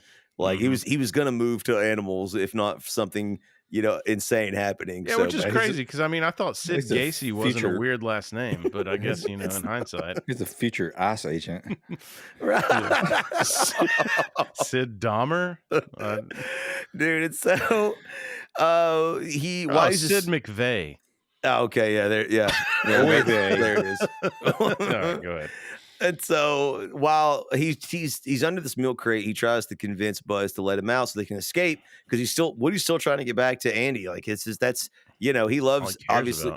Yeah, it's all he cares about. It's his whole world basically. And even though that Buzz took it away from him, we have this tender moment where he sort of admits, "You are a cool toy. As a matter of fact, you're too cool." And it doesn't matter that you're not the real Buzz Lightyear. What it matters is that like somebody cares and loves about you or loves you. And like that's the true point of this film. The love of this little boy is what drives all of the toys, right? Like it's the real. It's like why would anybody want me when they've got you? Exactly. Yeah, exactly. And so like then it all like makes sense. And then Buzz is like, all right, man, because now he's got a different outlook on what he is. So he's like, hey, if anybody's going to move this Benford toolbox, it's going to be me.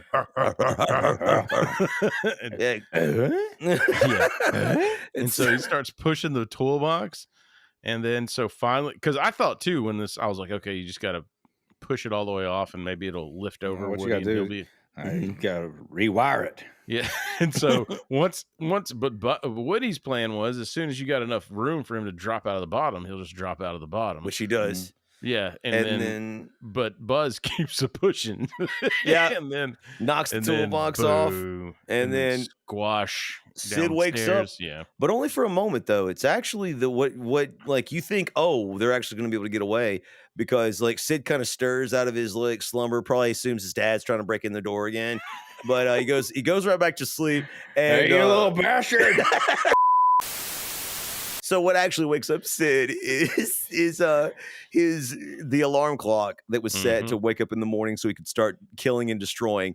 And that's exactly what he does. He grabs Buzz Lightyear, excited to blow him up. Clear skies, the weather is fantastic. And so as he's running outside, Woody rallies the mutant Morlocks like toys to help him, because the scene, and we actually skipped over it right before this, they realize they fix Buzz's arm, and we realize the Morlocks, they're good. They're actually good. They just didn't talk. Which they put the head back on the doll. Yeah, they put the head back on the doll, and then they fix Buzz's arm, so he's got it. Yeah, he's as good as new. But now, like, you know, Sid's ready to. He's going to launch Buzz into the fucking stratosphere. And also, it turns out it's moving day. And, you know, poor Andy can't find Woody or Buzz. Yep, because he loves them both. Tom's running out, dude. And like, and he's crestfallen that he can't find Woody. And that's one of the scenes when he's laying there. Bo Peep sees Andy sleeping, and she's like, dude, if only Woody could see you, like, you know. You miss him too, right? Yeah, he misses him too. Yeah, Andy's sleeping with a cowboy hat. The cowboy hat. Yeah, like he misses, you know, he misses his other toy, which Andy at this point in time doesn't know. But Andy hatches a scheme, and he's going to break the little rules here. And he tells the toys, we're going to have to break the rules, which is like, again, throwback to the secret pact that we don't really know anything about. The toys aren't really allowed to talk. They didn't really talk about it earlier, but you kind of get the gist. And then they do talk, and talk they do to Sid and scare the absolute shit out of him. We don't like being blown up, Sid, or smashed, or ripped apart. We? That's right. And the army guys like come up out like they've been like buried in the mud or whatever. Yeah, like zombies. Yeah, it's like one's got like a nail in his head, like fucking. And then like you have the Happy Gilmore, the fucking the kiss of the piece de la resistance when he's like you said, you hear it coming from the speaker, and then he opens his mouth and he's talking. But his head spins around. Right, he does that like too, fucking Exorcist. And then he opens his mouth and he sees his mouth moving, and he's like, ah! And he like takes off, and then like. So okay, now like Buzz and Woody, and then I like the sister starts terrorizing him. With, I know she's like, the toys. She finds out that he's freaked out by her doll, and she's like, What's wrong, Sid? Do you want to play with Sally? So Sid gets what was coming to him all along. Everybody's excited because he was such a wretched little shit. The whole movie, everybody's excited to see him. Terrified, his therapy bills would no doubt be insane in the future. And so he's scared, and his sister actually gets a little bit of comeback too.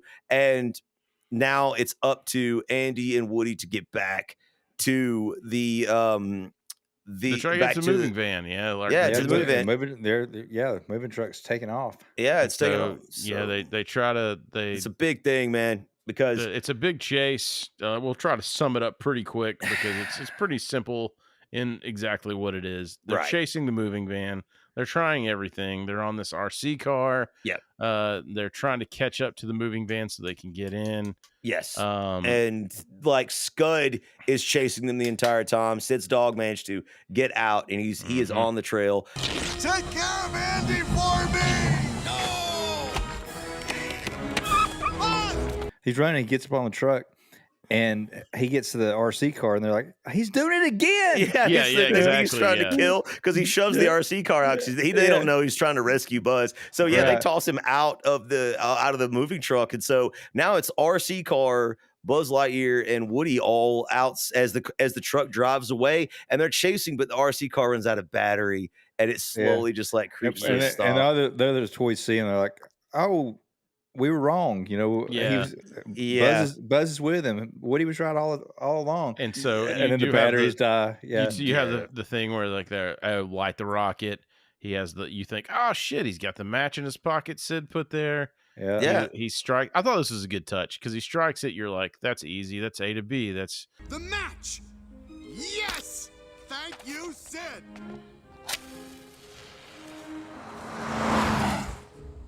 Like it was a perfect setup because like Sid put that match. That's what I mean. Yeah, in his holster. You know, so it was like a video game. It was like earlier you got this key, now you have a lock to open it, and so. But then you got to hit the goddamn reset button. Thanks X-Men for Sega. But so then the light is coming through Buzz's like helmet, and you remember the fucking magnifying glass. By the way, did y'all ever do that with a magnifying glass? Yep. I tried. I never had any like fire success. Did you guys have any fire success? I managed to burn smoke and stuff, but I never had a fire. No.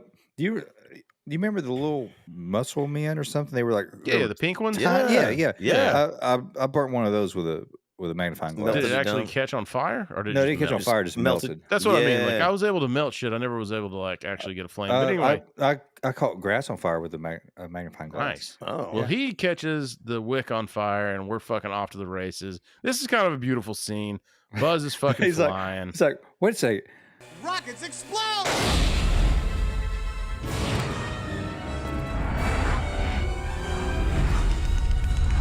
And then right before the rocket explodes, Buzz he pops his wings, which detaches the rocket, and then his ass just glides in through the fucking sunroof. Yeah. It's a cool scene because he's like, he can fly, god damn it. Yeah, dude. He just had to believe in himself. Yeah. Man. Yeah, they're gliding and Woody's like, "You're flying." He goes, "This is not flying, it's falling. In style." With style. And then he's like, careful, we're going past the truck. He goes, "We're not aiming for the truck." Exactly. So and then he drops right into the sunroof of the car, right into the box next to Andy. Much to Andy's delight. Chadwick starts crying a little bit. Just a little. We all do, because Andy's just like, it's such a good scene. They were right here. Dude. And of course his mom has to be a total mom and be like, "See, I told you they were like, I told you they were in the car." Yeah, you didn't look. You didn't look, did you, dumbass? Yeah, she's like, "I told you you're in the car," and Andy's like, "Is future dad in the car? I told you if you looked in the car, he'd be here."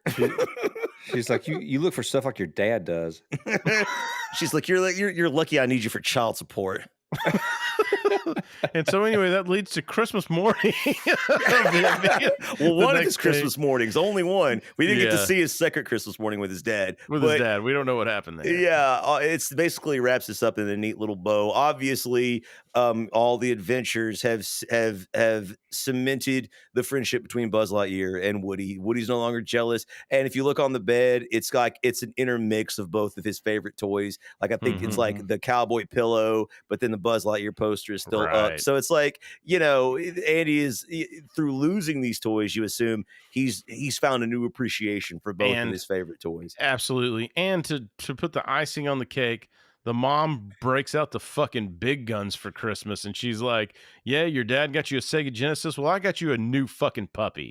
You're just like, you know what? I'll remember this more than the Sega Genesis. Mom, forever, dude. That poor puppy. Like, if they had a basement, like Andy was too scared to go downstairs in the dark to feed the dog at night. I'm assuming, allegedly. Yeah. The dog's like, I'm just saying, like, if it was a split floor house and he had to like go across the room to turn the light on in the basement, he was probably too scared. So if it got dark, well, he was probably like, he was like, Mom was trying to feed the puppy, and all I heard was "Baby Ruth." Yeah. The end. So there's going to be a lot of Patreon. Don't forget to subscribe to our Patreon, guys. Don't forget to subscribe to our Patreon. We got all kinds of... This one will be chocked full of it because we went pretty long. But this shit, I don't know, man. This movie's man. fun. Brought back a lot of fucking memories and stuff. So, guys, I went straight from this last night to watching The Incredibles. Oh, nice, man. dude. Another Which classic I'm one. going to go ahead and say, The Incredibles might be the best superhero movie ever. It's great. It Ooh. is. I look But forward to hearing your argument yeah. about that soon when we cover that movie. That's going to be good. So, guys, from the movie Toy Story, what is your favorite line? And I'll go first. What are you looking at, you hockey puck? Again, I'm going to take two. Okay. The one that I have used ad nauseum my whole life since watching this movie is, It's the real Buzz Lightyear. You're mocking me, aren't you? and then it's just the delivery of Tom Hanks when he goes, He's not a space ranger. Yes. He's so I love mad, that. He's so mad at him, dude. Leaf Bro. Man, bring us home. What do you got? Man, it's not a line, dude. It's the scene where Miss Potato Head draws the fucking noose Andy, I'm heading out the door. on the edge of sketch, and points at him. It's gonna kill him, dude. He's gonna murder him. Dude, Rickles is at enough, guys. And so, again, like we said, man, don't forget, like, subscribe, hit us up on that Patreon. Dude, you can join Patreon for free. Go join it for free. We got have a free lot of free content stuff up on there, there. Yeah, we dude. got a lot of Yeah, free man. stuff on there, man. So go hit us up. And, guys, with that, we'll take it over to our Norm Macdonald clip of the week. How much can you tell us about Toy Story 4 due out in another year or so? Please tell me that Buzz Lightyear finally gets to fuck Jessie the cowgirl. Let me put that in a way that Disney would understand. Technically not a question, more of a demand.